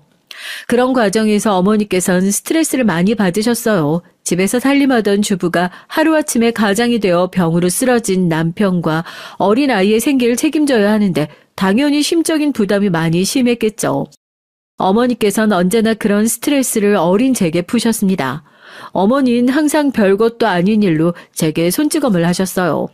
밥 먹는데 신경 거슬리게 앞에서 알짱거린다, 머리가 긴 게 꼴 보기 싫다, 발 끄는 소리가 듣기 싫다, 별별 이유를 대며 제 뺨을 내리치고 절 발로 차고 제게 물건을 던지시고 어쨌든 전 그런 어머니가 너무 무서워서 어머니가 집에 돌아오실 시간이면 방 안에 숨어 있곤 했어요. 그럼 어머니는 또 부모가 밖에서 일을 하고 돌아왔는데 딸이라는 년이 인사도 안 나온다면서 방문을 벌컥 열고 들어와 절 무자비하게 때리셨습니다. 엉엉 울며 잘못했다고 빌어도 아무 소용이 없었어요. 어머니께선 조금만 거슬리는 일이 있으면 제 옷을 다 벗겨서 집 밖으로 쫓아내셨습니다. 제가 대답을 큰 소리로 하지 않았다든지 쳐다보는 눈빛이 마음에 안 든다든지 온갖 말도 안 되는 이유였고 전 언제나 어머니 눈치를 봐야만 했죠. 실오라기 하나 걸치지 않은 채 대문 앞에서 쭈그려 앉아 어머니께서 문을 열어주기만을 기다렸어요. 혹시라도 옆집 사람이 오지 않을까 계단에서 소리가 들릴 때마다 엘리베이터가 움직일 때마다 맨발로 비상구를 이리저리 뛰어다니며 피하곤 했습니다. 그때 당시의 감정이 아직도 생생히 기억나요. 어머니가 밉기보단 너무 괴로웠던 것 같아요. 차라리 고아원에 가고 싶다고 생각을 했을 정도였으니까요. 어머니는 저에게 온갖 욕을 서슴지 않고 하셨습니다. 여기에 다 적어 내리진 못하겠지만 본인이 낳은 딸에게 어떻게 저런 말을 아무렇지도 않게 할 수 있을까 싶을 정도였어요. 그 중에서도 가장 많이 하셨던 욕이 바로 개 같은 년이었습니다. 이 단어가 아직도 뇌리에 깊숙하게 박혀 있어요. 이것보다 훨씬 심한 말도 많이 하셨지만 이상하게 이 단어가 참 가슴속에 상처로 남아있네요. 저 스스로가 절 개만도 못한 존재라고 생각했기 때문인지도 모르겠습니다. 그만큼 어머니께선 저를 함부로 대하셨거든요. 애완견에게도 이것보다는 더 잘해주지 않을까 싶을 정도로요. 아버지께선 2년간 투병 생활을 마친 후 병원에서 숨을 거두셨어요. 그때까지만 해도 막연한 기대가 있었던 것 같아요. 기적처럼 아버지께서 완쾌하셔서 집으로 돌아오시면 예전처럼 화목하게 살 수 있지 않을까. 아버지와 어머니가 화해하고 행복한 가족이 될 수 있지 않을까. 하지만 아버지의 장례식장에서 그 꿈은 산산조각 나고 말았습니다. 아버지가 돌아가신 뒤로 어머니께선 절 더욱더 지독하게 괴롭히셨어요. 전 완전히 어머니의 감정 쓰레기통이나 마찬가지였습니다. 어렸을 적부터 그런 취급을 당하며 자랐으니까 어머니가 믿기보단 그런 관계가 당연하게 느껴졌어요. 물론 어머니가 원망스러울 때도 있었지만 세뇌가 되어버린 것 같다고 할까요? 내가 정말 못된 아이라 어머니께서 나한테 저런 말씀을 하시는 거야. 내가 좀 더 잘하면 어머니한테 칭찬을 받을 수 있을 거야. 어머님 날 사랑하시지만 과격하게 표현하시는 거야. 그렇게라도 생각하지 않으면 그런 비참한 현실을 버텨내지 못했을 것 같아요. 그런 비뚤어진 관계는 제가 성인이 되고 나서도 여전히 유지가 됐습니다. 전 어머니를 혐오하면서도 차마 끊어내지 못했어요. 서로 독이 되는 관계라는 걸 너무나 잘 알고 있었음에도요.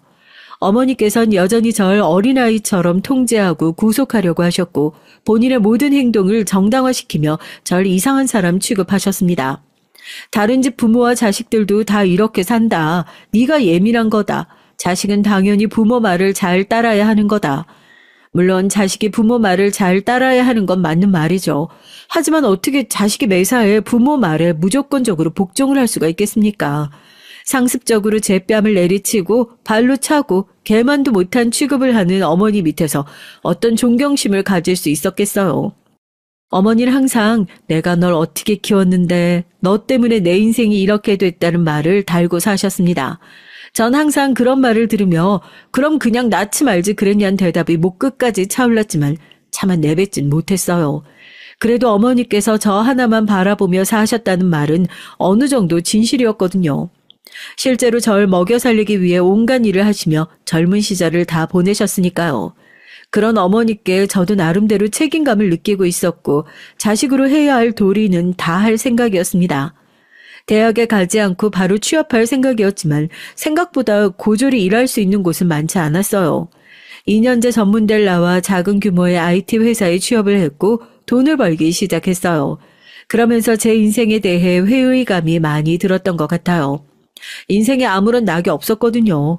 매일같이 회사에 출근해서 흥미에도 적성에도 맞지 않은 일을 하고 상사에게 혼나고 녹초가 되어 집에 돌아오면 상사보다 더한 어머니가 집에서 절 구박하시고 지옥이 따로 없었죠. 이렇게 살 바에야 그냥 죽는 게 낫겠다 싶은 생각이었습니다. 어떻게 하면 어머니와의 관계를 조금이나마 변화시킬 수 있을까 고민하던 차에 어머니와 둘이 여행을 떠나보기로 했어요. 가까운 곳보단 멀리 떠나고 싶어서 회사의 양해를 구해 간신히 2주 휴가를 내고 유럽으로 여행을 갔죠. 프랑스, 영국, 독일, 이탈리아. 여행 전부터 어머니께선 썩 내키지 않아 보이셨지만 그래도 막상 여행을 시작하면 괜찮아지실 거라 생각했어요. 하지만 여행 내내 어머니께선 힘들다, 재미없다, 이런 걸 뭐하러 하냐. 기껏 어머니를 생각해서 준비한 여행이었는데 매사에 불평불만이었고 결국 전 여행 중간에 참지 못하고 눈물을 터뜨렸어요. 내가 이런 사람이랑 뭘 해보겠다고 이렇게 먼 타국까지 와서 이 수모를 겪고 있을까. 둘 중에 한 명만 노력한다고 뭐가 바뀌겠나 싶은 생각이 들었고 결국 남은 일정 동안 내내 호텔에만 누워 있었죠. 아무리 어머니를 이해하려고 노력해봐도 전 어머니가 이해가 되질 않았습니다. 왜 저렇게 매사에 불만이 많은 걸까? 조금이라도 가진 것에 만족하고 긍정적으로 생각해 볼 수는 없는 걸까? 그래도 하나뿐인 가족이고 본인 배 아파 낳은 딸인데 잘 지내볼 생각이 전혀 없는 건가? 어머니와 함께 있는 순간순간 1분 1초도 빼놓지 않고 숨통이 막히는 기분이었고 점점 가라앉고 있는 것 같았습니다. 그런 제게 숨구멍을 만들어준 사람이 바로 남편이었어요. 남편은 제가 다니던 회사에서 함께 근무하는 동료였습니다. 어머니와의 여행을 준비하던 중 우연히 남편도 유럽으로 배낭여행을 다녀와 본 적이 있다는 사실을 알게 돼서 얘기를 나누게 됐고요. 남편은 평소 말수가 워낙 적고 존재감이 거의 없는 사람이었어요. 학창시절 반에서 항상 책만 읽던 책벌레처럼요. 이전엔 서로 간단한 인사만 나눴을 뿐 한 번도 말을 섞어본 적이 없었습니다. 낯을 몹시 가리는 사람인가 싶었는데 생각보다 말도 잘 통하고 본인이 다녀와 본 식당이며 관광지들의 정보를 정리해서 제게 성심성의껏 알려주기도 하고 여러모로 괜찮은 사람이다 싶었죠. 비록 여행은 성공적이지 못했지만 남편을 위한 기념품을 사오기도 했고 고마운 마음도 있어서 제가 먼저 밥 한 끼를 사겠다고 했어요. 식사가 끝나고 시간이 늦어지니 자연스럽게 술도 한잔하게 됐고 남편의 가정 환경에 대해서도 듣게 됐어요. 남편도 저 못지않게 참 어려운 삶을 살아왔었더라고요. 남편의 부모님께선 남편이 어렸을 적에 이혼하셨고 남편도 부모님의 사랑과 따뜻한 보살핌이 거의 없다시피 한 유년 시절을 보냈다고 했습니다.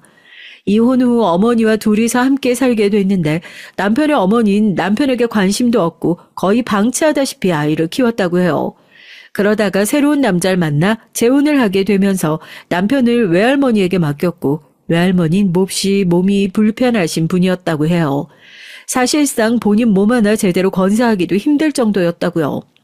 남편의 아버지에게서 양육비를 매달 받긴 했지만 그 돈은 전부 어머니가 중간에서 가로채고 실질적으로 남편을 돌보고 있는 외할머니에게 돌아오는 돈은 단 한 푼도 없었다고 합니다. 그런 어려운 상황에서도 외할머니께선 남편을 잘 보살펴 주려고 노력을 하셨다고 해요. 그렇지만 얼마 지나지 않아 외할머니가 돌아가시게 되면서 남편의 아버지의 품으로 돌아가게 됐습니다. 아버지께선 재혼을 하시진 않았지만 어머니와 마찬가지로 어린 남편을 거의 없는 사람처럼 취급하셨다고 해요. 남편이 어머니를 많이 닮았다고 하더라고요. 남편을 보면 어머니가 생각난다며 자주 짜증을 내셨다고 해요. 본인의 인생은 이렇게 만들어 놓고 그 여자는 다른 남자랑 결혼해서 히히덕거리면서 잘 살다니 말이 안 된다. 넌 내 인생의 저주나 다름없다. 너 같은 건 태어나지 말았어야 했다. 아버지께서는 술을 마시고 돌아와 어린 남편에게 험악한 말들을 쏟아내셨고 그런 환경에서 자랐으니 당연히 자신감도 없고 매사에 소심한 성격이 됐다고 해요. 학창시절 내내 제대로 된 친구 하나 사귀지 못했던 남편에게 유일한 친구는 바로 컴퓨터였습니다. 집에 아주 낡고 오래된 컴퓨터가 하나 있었는데 남편은 학교가 끝나면 바로 컴퓨터 앞으로 달려가 온라인 채팅으로 친구도 사귀고 웹서핑을 하며 인터넷을 탐험하는 것이 유일한 즐거움이었다고 해요. 그래서 자연스럽게 컴퓨터가 좋아졌고 결국 IT 회사에까지 취업하게 된 것이었습니다. 남편은 컴퓨터 세팅이나 게임에서 만난 사람들과는 문제없이 소통했지만 현실 세상에서 진짜 사람들과 면대면으로 소통하는 것엔 어려움을 겪었다고 해요.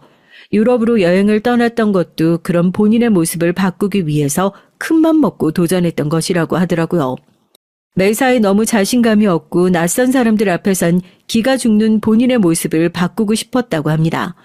그 여행을 계기로 어느 정도 낯가림이 사라지긴 했지만 여전히 타인을 대할 땐 불편함이 있었는데 신기하게 저와 얘기할 땐 마음이 편하다고 했어요. 그렇게 저와 남편은 점점 더 가까워졌습니다. 둘 다 부모에게 사랑받지 못하고 자란 사람들이었으니 공통점이 참 많았어요. 남편은 취업한 후로 아버지와 거의 연락을 끊고 살고 있었습니다. 아버지께선 몇 년 전에 재혼을 하셨는데 새로운 부인에게도 남편보다 2살 어린 아들이 있다고 했어요. 사실상 한두 번 만나서 밥 먹어본 것이 끝이었고 가족보단 남남 같은 사이라고 했죠. 그쪽 식구들도 남편에게 특별한 일이 없으면 연락을 하지 않는다고 했고요. 남편도 먼저 연락할 생각이 없다고 했습니다. 아버지와 그리 끈끈한 사이도 아니고 그 가족들과도 마찬가지라며 앞으로 굳이 가까이 지낼 생각이 없다고 했어요. 전 그때까지도 어머니와 한 집에 같이 살고 있었는데 그런 남편이 안쓰러우면서도 한편으론 참 부러웠어요. 아직까지 어머니 그늘 밑에서 살고 있는 저와 다르게 남편은 그래도 부모에게서 벗어나 독립을 한 것 같아 보였거든요. 전 당연하게도 제 평생 어머니를 모시고 살아야 한다고 생각했습니다. 결혼 같은 건 꿈에서나 가능한 일이었기에 남편에게 호감이 생겼음에도 쉽사리 다가갈 수가 없었어요. 남편은 그런 제 마음을 눈치챈 건지 제게 먼저 진지한 만남을 제안했죠. 나 앞으로도 계속 우리 어머니 모시고 살아야 돼. 오빠한테까지 그런 짐 지우고 싶지 않아. 전 그런 남편의 제안이 고마웠지만 차마 염치가 없어 받아들일 수가 없었습니다. 하지만 남편은 그런 제게 괜찮다, 어머니 모시고 살아도 상관없다며 절 설득했고 결국 교제를 시작했어요. 스스로 염치 없다는 걸 잘 알고 있었지만 누군가에게 기대고 싶은 마음이 컸거든요. 남편을 만나면서 제 인생에 드디어 행복이라는 게 찾아왔는데 그걸 잃고 싶지가 않았어요. 남편은 정말 좋은 사람이었습니다. 조금 무뚝뚝하기도 하고 때로는 아이처럼 철이 없고 인간관계에 미숙해 실수도 많이 하고 대인관계에 어려움을 겪기도 했지만 언제나 결코 나쁜 의도는 없는 사람이었어요. 사이가 깊어질수록 이 남자와 결혼하고 싶다는 생각이 들었고 남편도 마찬가지였는지 저희 둘은 미래를 약속하기도 했습니다. 남편은 제게 어머니를 모시고 함께 살자고 말해줬고 본인 어머니나 마찬가지라고 생각한다며 그렇지 않아도 항상 어머니가 그리웠다 장난스레 말해줬어요. 그런 배려심 가득한 남편에게 정말 고마운 마음이었죠. 저희 둘은 비록 가진 것도 없고 모은 것도 없었지만 서로에 대한 믿음 하나로 결혼을 하기로 했습니다. 아무리 가족 같지 않은 사람들이라 한들 결혼 소식을 알리는 것이 도리였기에 남편은 오랜만에 시아버지께 연락을 드렸어요. 그렇게 처음으로 남편 가족들에게 인사를 드리러 가게 됐는데 생각보다 훨씬 좋은 고급 아파트에 살고 계셨죠. 알고 보니 재혼한 여자, 그러니까 제겐 시어머니 되시는 분의 전 남편이 돈 잘 버는 사업가였는데 이혼하면서 위자료를 많이 받았다고 했죠. 그래서 시아버지께서도 재혼하고 시어머니 집에 들어가서 지내고 계셨어요. 시어머니나 도련님이나 딱히 저희에게 관심도 없어 보였고 첫인상부터 썩 호감이 가진 않았습니다. 저희를 대하는 태도가 돈도 없고 가진 것도 없는 것들이니 우리랑은 사는 세계가 다른 사람들이다 하며 선을 긋는 느낌이었다고 해야 할까요? 어찌됐든 식사 자리는 그럭저럭 나쁘지 않게 마무리가 됐고 문제는 저희 어머니였어요. 어머니께선 제 결혼 소식에 몹시 부정적인 태도를 보이셨습니다. 남자는 하나같이 믿을 만한 놈들이 못 되네. 제가 저래 보여도 분명 나중에 뒤통수를 칠 거네. 저주에 가까운 말들을 퍼부으셨고 전 어머니께서 아무리 그러셔도 남편하고 결혼하겠다 단언했습니다. 결혼 준비를 하는 내내 어머니께선 절 통제하지 못해 안달이셨어요. 결혼식은 어디서 해라, 며칠에 해라, 몇 시에 해라, 하객은 몇 명만 불러라, 식사는 어떻게 해라. 제가 알아서 하겠다 말씀을 드려도 네가 혼자서 뭘 제대로 하겠냐며 본인에게 일일이 다 보고하라 말씀하셨고 심지어 남편 앞에서도 절 구박하셨어요. 어머니께서 구박하시는 일이야 이미 익숙해질 대로 익숙해져 있었지만 남편 앞에서 그런 취급을 받는 모습을 보이니 너무 부끄럽더라고요. 어머니께 전 언제나 벌거벗은 채로 대문 앞에서 덜덜 떨던 어린아이에 불과했어요. 제가 벌어오는 돈으로 생계를 유지하면서도 어머니께서는 어떻게든 절 구속하고 통제하려고 하셨어요. 그런 어머니가 너무 질리고 다 그만두고 싶으면서도 그놈의 혈육이 뭐라고 어머니를 차마 나 몰라라 할 수가 없었습니다. 부쩍 건강이 안 좋아지시기도 했고 오래 일하시던 직장에서 사고로 다리를 다치면서 일을 그만두게 되셨거든요. 큰 사고는 아니었지만 어머니께선 그 뒤로 후유증이 생기셔서 다리를 조금 절뚝이게 되셨죠. 다리도 불편하신 분을 차마 혼자 둘 수 없었고 제가 따로 살자고 말씀드려도 끝까지 고집을 부려서 제 옆에 계시라고 할 분이었어요. 그렇게 결혼 준비 내내 스트레스를 받고 몇 번이나 고민을 했음에도 결국 저와 남편은 어머니를 모시고 함께 살게 됐습니다. 그렇게 어머니와 둘이 살던 작은 집을 처분하고 방 2개 있는 구축 아파트로 이사를 해서 신혼집을 꾸렸어요. 그래도 아파트라고 참 좋더라고요. 생전 처음으로 살아보는 아파트였습니다. 낡고 오래된 건물이었지만 그래도 아늑한 보금자리가 생긴 것 같아서 좋았어요. 그렇지만 어머니께선 집이 마음에 드시지 않는 건지 집이 왜 이렇게 좁냐, 건물이 너무 낡았다, 매일같이 불평불만을 늘어놓으셨고 어떻게든 견뎌보려 했지만 정말 인내심의 한계가 올라올 정도였습니다. 어머니, 제발 그만 좀 하시면 안 돼요? 저희 형편에 이것보다 더 좋은 집 구하기 어려운 거 아시잖아요. 안 그래도 결혼하고 어머니 모시고 사는 것도 오빠한테 미안해 죽겠는데 도대체 왜 이러시는 거예요? 저 더 이상은 못 참겠어요. 어머니 딸로 태어난 게 끔찍하게 비참해요. 이럴 거면 그냥 낳지 말지 그러셨어요. 저도 어머니 딸로 태어나고 싶지 않았어요. 그렇게 가슴속에 담아두었던 말을 눈물과 함께 쏟아내고 집을 뛰쳐나왔습니다. 도저히 어머니와 한 공간에 있고 싶지 않았어요. 남편도 절 급하게 따라 나왔고 전 집 앞 놀이터에 주저앉아 한참을 오열했습니다. 조금 진정된 후 남편이 편의점에서 사온 캔맥주를 한 캔 따서 마시며 옛날 얘기를 했죠. 남편도 부모님께 받은 상처가 많은 만큼 제 심정을 잘 이해해 줬습니다. 그래도 미우나 고우나 어머니신데 돌아가시기 전까진 잘 모셔보자. 어머니 요즘 건강도 안 좋으시잖아. 내가 옆에서 더 도와줄게. 남편의 말에 고개를 끄덕이고 자리에서 일어났어요. 남편 말대로 미우나 고우나 날 낳아주신 어머니인데 그런 식으로 행동해서는 안 됐다는 생각이 들었거든요. 어머니가 평소에 좋아하시던 달달한 주전부리 몇 개를 사서 집에 돌아갔는데 집이 텅 비어 있었습니다. 다리도 불편하신 분이 혼자서 어딜 나가신 건가 싶었어요. 곧 돌아오시겠지, 잠깐 바람 쐬러 나가신 거겠지 하고 1시간, 2시간 기다리는데 새벽이 다 되도록 어머니께선 돌아올 기미가 없었습니다. 전화도 받지 않으시고 너무나 불안한 마음이 들었죠. 그렇게 경찰서에 실종 신고를 하려던 무렵 병원에서 연락이 왔어요. 교통사고가 났다더군요. 아무래도 어머니께서 뛰쳐나간 저와 남편을 찾으러 나오신 것 같았죠. 졸음운전을 하던 트럭 운전수가 어머니를 보지 못해 사고가 난 것이었습니다. 급하게 병원으로 실려가셨지만 결국 어머니께선 다시 눈을 뜨시지 못하고 그렇게 허무하게 돌아가셨습니다.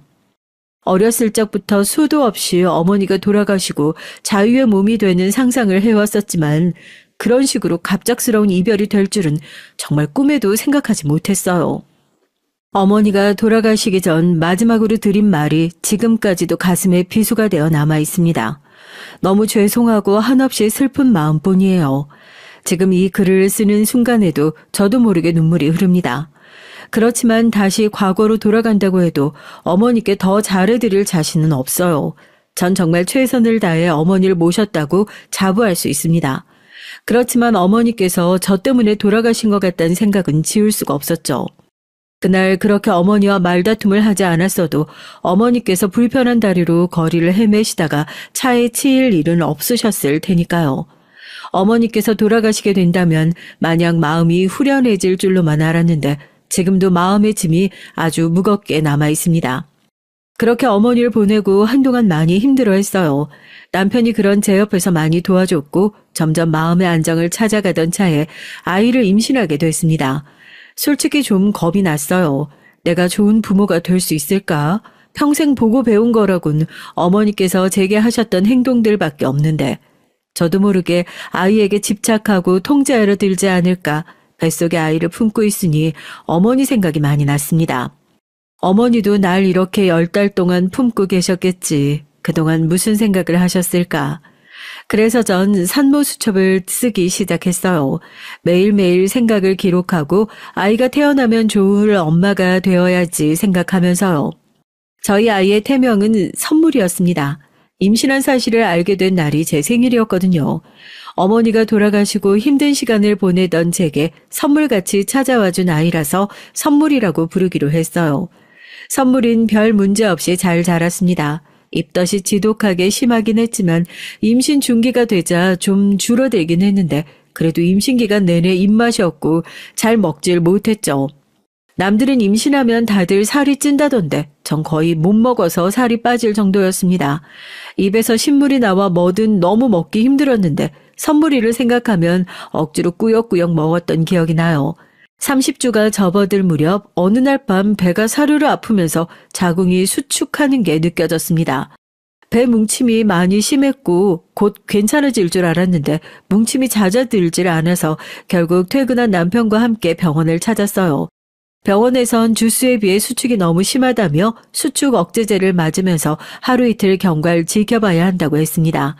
수축 억제제를 맞으니 숨도 차고 손도 덜덜 떨릴 정도로 부작용이 심했어요.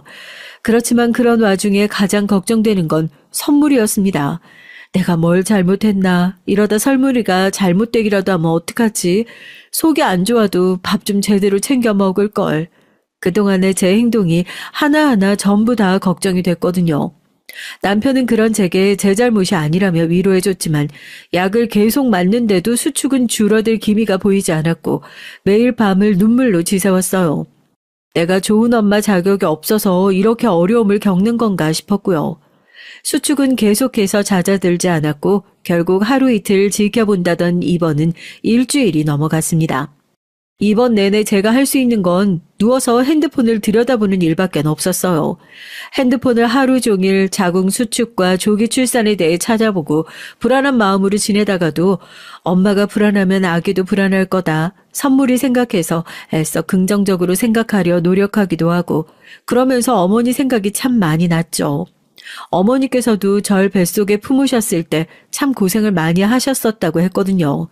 만약 어머니께서 살아계셨으면 지금도 날 보고 어떤 말을 해주셨을까. 아마 걱정보다도 나 땐 너보다 더 했다 핀잔을 주셨겠지만 그래도 그 순간만큼은 어머니가 참 보고 싶었던 것 같아요. 매일매일 링거를 맞고 있으니 화장실 가기도 불편하고 불러오는 배에 거동도 힘들고 팔은 주사바늘로 완전히 벌집이 됐습니다. 병원에서 지낸 게 한 달이 넘어가고 매일매일 선물이를 생각하면서 울었어요. 그렇게 버티고 버텨 37주 차에 선물이를 낳았습니다. 선물이는 태어나자마자 폐에 조금 문제가 있어 기계로 들어갔고 그 소식에 아이를 낳고도 많이 울었어요.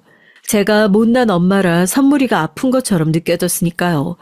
그래도 다행히 아이는 큰 문제 없이 회복했고 무럭무럭 자랐습니다.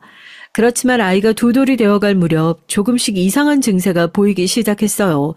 선물인 평범한 아이들처럼 말도 잘하지 못했고 주변 환경에 크게 반응이 없었어요. 처음엔 발달이 느리다고만 생각했는데 아무래도 문제가 있는 것 같았습니다. 결국 센터에 데려가 상담을 받았고 알고 보니 그동안 선물이가 보였던 모든 증상들이 다 자폐의 전형적인 특성이었어요. 검사 결과 역시나 선물인 자폐였습니다. 하늘이 무너지는 기분이었죠. 제가 전생에 무슨 죄를 지었길래 이런 벌을 주시나 싶었습니다.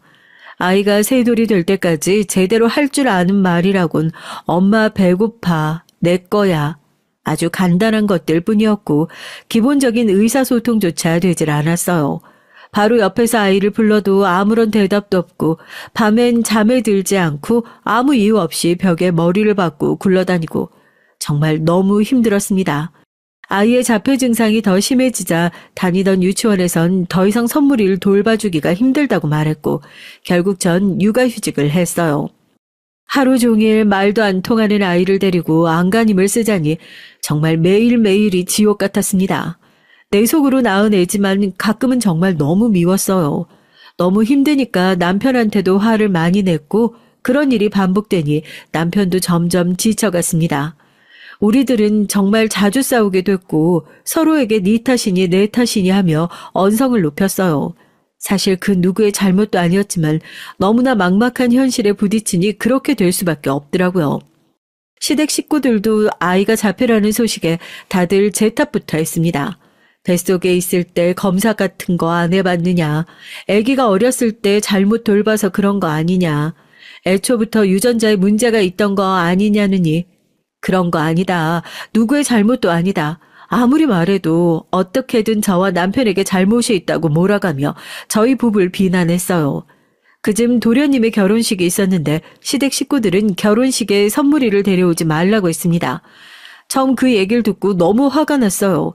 애가 뭐 결혼식 가서 난리를 치는 것도 아니고 혹시나 울거나 소리를 지르면 데리고 나가면 되지 않냐. 애 어디 맡길 데도 없는데 그럼 그냥 오지 말라는 소리 아니냐 따지고 들자 시어머니께선 그냥 평범한 애도 아니고 자폐한데 와서 난리 칠지 안 칠지 어떻게 아냐. 소리 지르고 뛰어다닐 텐데 네가 제대로 보살필 수 있냐. 동네 창피하게 데려올 생각하지 말아라. 그냥 나중에 따로 가족들끼리 인사나 하자. 제 말을 끊어버리셨고 결국 도련님의 결혼식엔 남편만 참석하게 됐어요. 너무 억울하고 슬펐죠. 그렇지 않아도 시댁 식구들과 그닥 가까운 사이도 아니었는데 그 일 이후로 벽이 더욱 두꺼워졌어요. 동서는 부잣집 딸의 교육 잘 받은 엘리트라고 했죠. 무슨 복지재단 같은 걸 운영한다는데 그때까지만 해도 정확히 무슨 일을 하는지 잘 몰랐습니다. 얼마 안 가 저녁 식사 자리에 초대받아서 가게 됐는데 알고 보니 동선 장애인을 위한 사업을 하는 재단을 운영하고 있다고 했어요. 동서 아버지가 작은 기업의 사장인데 그 기업에서 운영하는 자선재단이었어요. 장애인을 위한 재단을 운영한다는 사람이 자기 결혼식에 자폐아 시조카가 부끄럽다고 못 오게 한다니 이게 무슨 어불성설인가 싶었죠. 어쩜 사람이 그렇게 모순적일 수 있나 싶었습니다. 선물이를 키우면서 참 세상엔 아픈 아이들이 많고 복지 시스템이 열악하구나 싶었어요. 일주일에 3-4번씩 애 데리고 수업을 받으러 다니고 그마저도 수업 잡기가 쉽지 않았습니다. 사회센터 같은 곳에서 자폐아를 위한 미술 수업을 해준다는데 대기를 걸어놓으면 몇 년을 기다려야 한다고 하더군요. 수요는 많은데 공급이 없으니 벌어지는 일이었죠. 처음엔 1년, 2년만 하고 선물이 좀 괜찮아지면 복직해야지 했던 것이 3년, 4년이 되고 내가 더 노력하면 내가 더 아이를 잘 돌보면 상태가 좋아지겠지 그렇게 생각하고 버텼건만 참 마음처럼 안 되는 날도 있더라고요. 정말 너무 죽고 싶고 다 포기하고 싶었을 때도 많았습니다. 그러다 정말 운이 좋게도 선물이 같은 자폐 아이들을 모아놓고 가르치는 유치원에 들어갈 수 있는 기회가 생겼고 조금 숨통이 트이는 기분이었어요. 유치원에 들어가면서 가장 크게 바랬던 건 선물이가 앉아 있어야 할 땐 앉아 있고 본인 이름을 부르면 돌아보고 잠시라도 무언가에 집중하고 배울 수 있는 아주 기본적인 것들이라도 할 수 있게 됐으면 좋겠다는 바람이었죠. 자폐와 유치원에는 저 같은 처지의 엄마들이 많았습니다. 전 모든 자폐 엄마들이 저처럼 현실에 찌들어 하루하루 힘들게 살아갈 것이라 생각했는데 그렇지가 않았어요. 다들 너무 활기차고 열심히 살아가고 있었습니다. 자폐아 유치원에 다니면서 정말 많은 것이 달라졌어요. 내 인생은 밑바닥이고 너무 힘들고 매일매일 죽고 싶다는 생각만 하면서 살았는데 자폐아 유치원에서 비슷한 처지의 엄마들을 만나 평범한 주부들처럼 함께 쇼핑도 가고 카페에서 수다도 떨고 육아 정보도 공유하고 사람 사는 것처럼 살 수 있게 됐죠. 물론 힘든 일도 있었습니다. 자폐아 유치원이다 보니 수업이 잘 진행되지 않는 날도 많고 사고가 나기도 하고 아이들끼리 자주 다투기도 했어요. 그래도 다들 비슷한 처지의 엄마들이니 각자 아이의 실수도 잘 이해해주고 서로 보듬어주며 점점 사이가 끈끈해졌습니다. 그중에 가장 친하게 지냈던 언니가 있었는데 선물이보다 1살 많은 남자 자폐아를 키우는 엄마였어요. 저와 2살 터울이었고 사는 곳도 가까워 가장 자주 만나고 속에 있는 얘기도 많이 터놓고 지냈죠. 언니는 아이가 자폐인 걸 알고 난 후로 남편과 많이 싸웠고 결국 합의점을 찾지 못해 이혼했다고 했습니다. 실제로 자폐 부모들 중에 이혼한 사람들이 많았어요. 저와 남편도 한땐 정말 갈라서 자고 진지하게 얘기한 적도 있었습니다. 자폐아를 키우다 보면 은근히 돈이 많이 들어가요.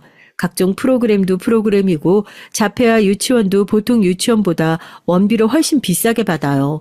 물론 시설에 따라 다르겠지만요. 보통 부모들 중 한 명이 완전히 하루 종일 붙어서 아이를 보살피다 보니 외벌이 가정인 경우가 많은데 혼자서 버는데 아이한테 들어가는 돈은 평범한 아이보다 훨씬 많으니 다들 그렇게 형편이 넉넉할 수가 없었습니다. 언닌 그나마 우리 중에 형편이 제일 나았는데 전 남편이 잘 나가는 변호사라 양육비를 많이 받는다고 했어요. 그래서 종종 저희 부부에게도 돈을 빌려주고 간간히 밥도 사주고 했죠. 다들 하루 벌어 하루 먹고 살기도 빡빡한 사람들이었기에 서로서로 돕는다는 게 이런 거구나 느꼈습니다. 서로 어려운 처지에 있으니 더욱 끈끈하게 느껴졌어요. 든든한 동료들이 생긴 기분이었죠. 그러던 어느 날이었습니다. 그날은 센터에서 미술 수업을 받는데 그날따라 선물이가 말도 너무 안 듣고 난리를 쳐서 온 몸에 물감을 뒤집어 쓴 채로 지친 몸을 이끌고 집에 돌아왔는데 웬일로 남편이 먼저 집에 와 있었어요. 남편은 집에 돌아온 절 바로 얼싸안고 빙글빙글 돌았습니다. 도대체 왜 그러냐고 물어보니까 남편은 우리 이제 벼락부자가 됐다고 소리를 쳤죠. 그래서 도대체 그게 무슨 말이냐, 복권이라도 당첨됐냐 물어보니까 혹시 비트코인이라고 들어봤냐고 물어보더라고요. 네, 여러분이 아시는 그 비트코인이요. 요즘에야 하도 유행해져서 모르는 사람이 없다고 하지만 당시만 해도 아무도 아는 사람이 없었어요. 남편은 신나서 막 얘기를 하는데 남편이 무슨 소리를 하는지 도통 알아들을 수도 없고 하루 종일 구르다 오느라 피곤한지 몸은 젖어서 찝찝하지 알겠으니 애 좀 봐달라고 하고 씻고 그냥 잠에 들어버렸던 기억이 나요. 얼마 지나지 않아 뉴스에서 시끄럽게 떠들어대는 걸 보고 남편이 통장에 찍힌 돈을 보여주고 나서야 실감이 났던 것 같습니다. 어렸을 적부터 그렇게 컴퓨터만 끼고 살던 사람이라 호기심에 몇만 원 정도 사놓았던 코인이 말도 안 되는 금액으로 불어난 거예요. 인생 살면서 제겐 항상 불행만 있었는데 살다 보니 이런 행운도 찾아오는구나 싶었죠.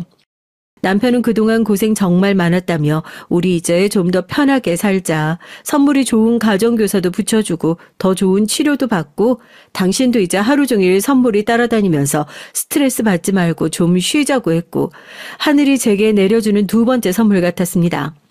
첫 번째 선물을 잘 보살피느라 그동안 고생했으니 잘했다며 두 번째 선물을 주시는 거라고 생각했죠. 남편은 아이처럼 신나서 어디로 이사를 갈까 무슨 차를 살까 고민하기 시작했고 저도 비싸서 쳐다도 못 봤던 교육시설이나 가정교사들을 알아보기 시작했어요. 유치원을 그만둔다고 하니 다들 무슨 일이 있냐면서 걱정을 했죠.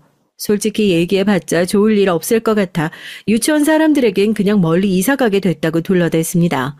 아무리 동료같이 끈끈하게 지내던 사이라고 해도 굳이 말하고 다닐 필요는 없다고 생각했거든요. 그래도 가장 친하게 지냈던 언니한텐 말하고 싶어서 밥 한번 먹자 제가 사겠다 얘기했습니다. 언니는 형편도 어려우면서 뭘 사냐며 자기가 사주겠다고 했지만 제가 아니라고 비싼 걸로 말하라고 언니 먹고 싶은 걸로 대접하겠다고 했어요. 그렇게 식사 자리에서 그동안의 얘기를 다 털어놓고 언니에게 빌렸던 돈에 이자까지 넣어서 한 번에 갚았습니다.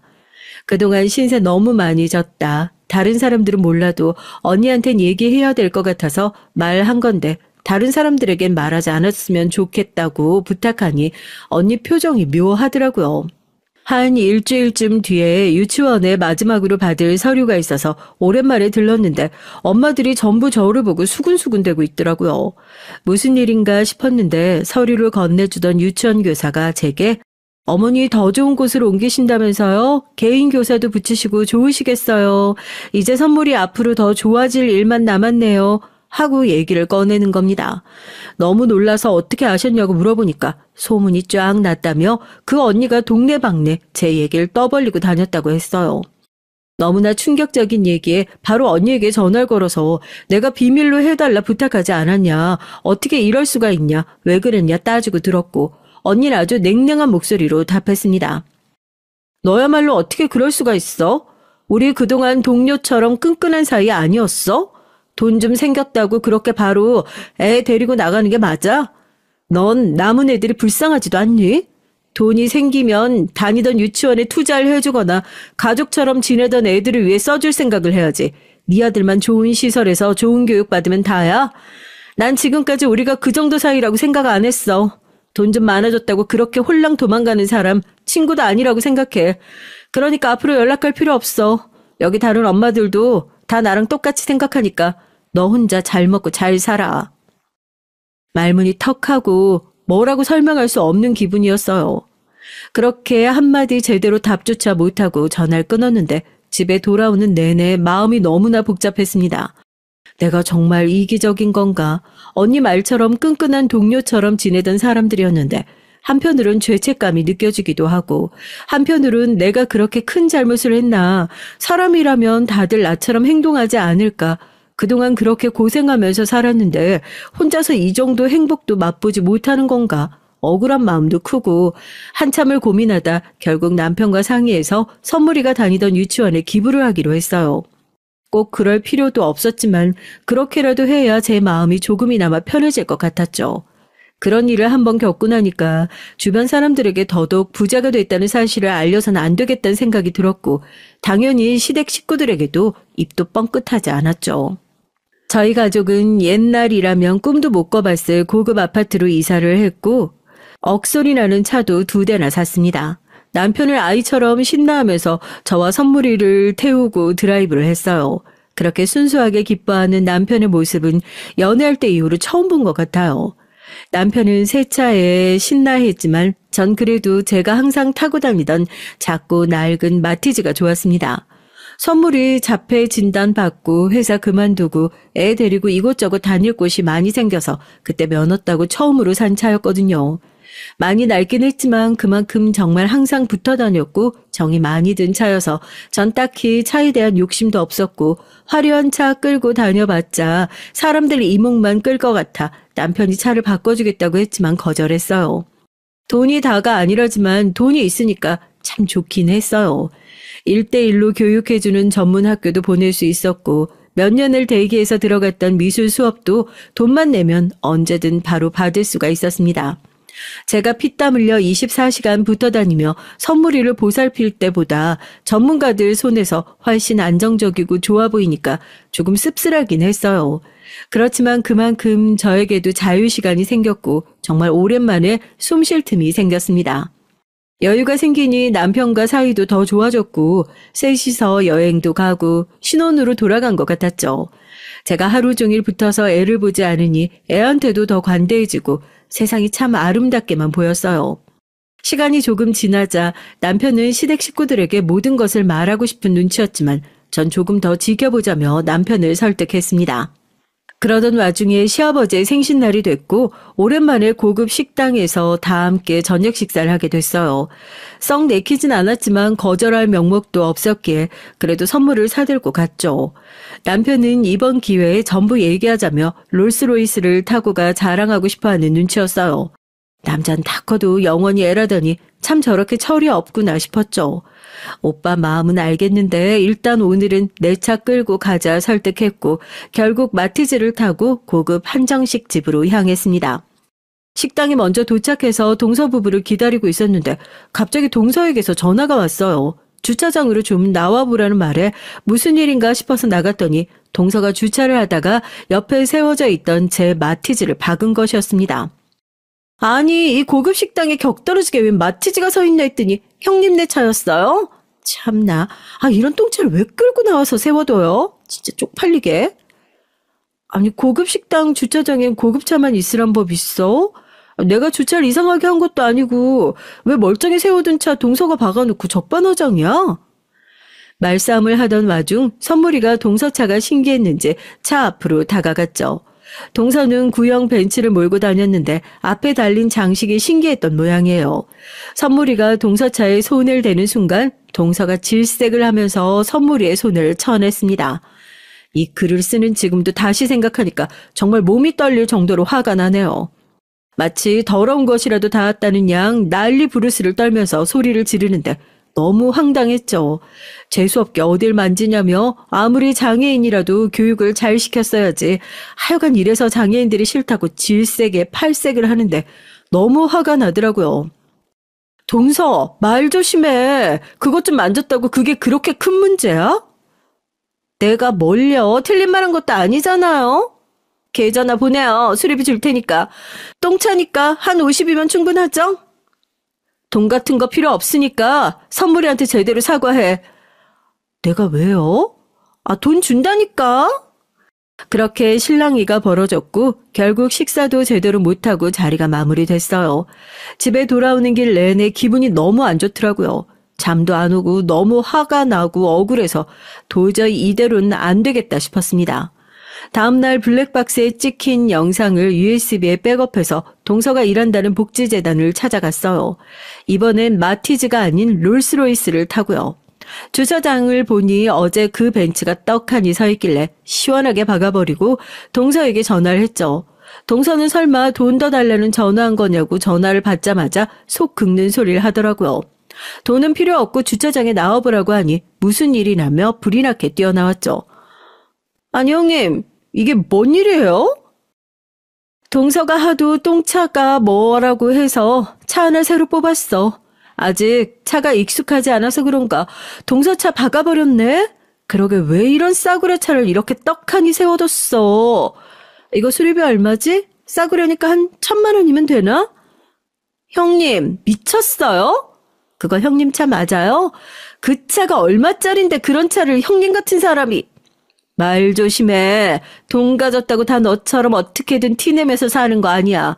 이딴 벤츠 같은 싸구려 차 끌고 다니면서 큰 소리 내는 꼴 우습지 않니? 어제 일 제대로 사과해. 우리 아들한테 막말한 거. 제가 언제 막말했다 그래요. 다 맞는 말 했잖아요. 그럼 지금 사람들 다 보는 앞에서도 어제 했던 그 말 그대로 해보던지. 못하겠지? 동서도 그게 잘못됐다는 걸 아니까. 아니야? 어제 동서가 했던 말 전부 블랙박스에 찍혔어. 내가 그동안 개인이 엮이기 싫어서 참고 있었는데 아무리 그래도 장애인 자선단체 운영한다는 사람이 그런 태도가 말이 돼? 영상 여기저기 올려서 망신살 제대로 뻗치기 전에 지금 사과해. 동서 아버지 회사 이름 걸고 운영하는 재단 아니야?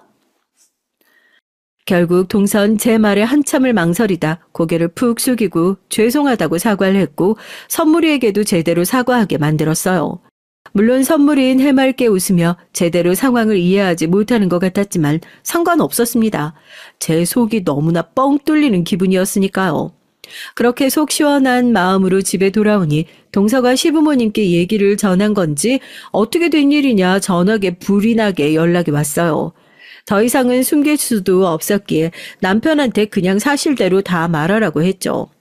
모든 사실을 전하니 예상했던 대로 시부모님의 태도가 갑자기 몹시 사근사근해지시더라고요. 어떻게 해서든 뭐라도 얻어내 보려고 하는 심보가 딱 보였습니다. 남편의 전화기를 뺏어 들어 지금껏 제대로 된 가족으로 취급해주지도 않았으면서 이제 와서 왜 이러시냐. 앞으로도 그냥 지금처럼 있으나 마나한 사이로 지내자. 굳이 자주 연락하지 말아달라. 불편하다 말을 남기고 끊어버렸어요. 그 이후로 계속 연락이 왔지만 칼같이 쳐내고 이전처럼 딱 할도리만 했습니다. 명절이나 생일 등에 찾아뵙고 인사드리고 적당히 용돈도 드리고요. 처음엔 그래도 뭐라도 떨어질까 사근사근 굴던 사람들이 저희가 아무것도 주지 않겠다 단언을 하니까 이젠 전처럼 대면대면해요. 동서도 그 일 이후로 저희와 마주치는 걸 꺼리고 있고요. 지금은 시간이 꽤 흘러서 그때의 감정이 많이 무뎌지기도 했고 선물이도 상태가 많이 좋아졌어요. 시원하게 복수해버리고 싶은 마음도 조금은 있었지만 지금은 그냥 더 이상 그 사람들과 엮이고 싶지 않은 마음이 큽니다. 선물이 엄마로 살기만 해도 바쁘거든요. 남편에겐 항상 고맙고 미안한 마음이에요. 물론 미울 때도 많았지만 그래도 남편이 있어 지금 이 자리까지 올라올 수 있었으니까요. 앞으로도 인생은 어떻게 흘러갈지 모르는 법인데 부디 우리 가족 모두에게 큰일 없이 평탄하게 여생 살아갈 수 있길 바라요. 마지막으로 이 글을 빌어 선물이에게 짧게 편지 쓰고 싶습니다. 우리 선물이 부족한 엄마 만나서 그동안 정말 고생 많이 했어. 선물을 미워할 때도 많았고 원망할 때도 많았지만 한 가지 절대 변하지 않는 사실은 엄만 선물이를 너무나 사랑한다는 사실이야. 앞으로도 영원한 네 편이 되어 엄마 눈 감는 날까지 너 지켜줄게. 하늘에서 내려온 우리 선물, 앞으로도 행복하게 건강하게만 지내자. 엄마가 많이 사랑해.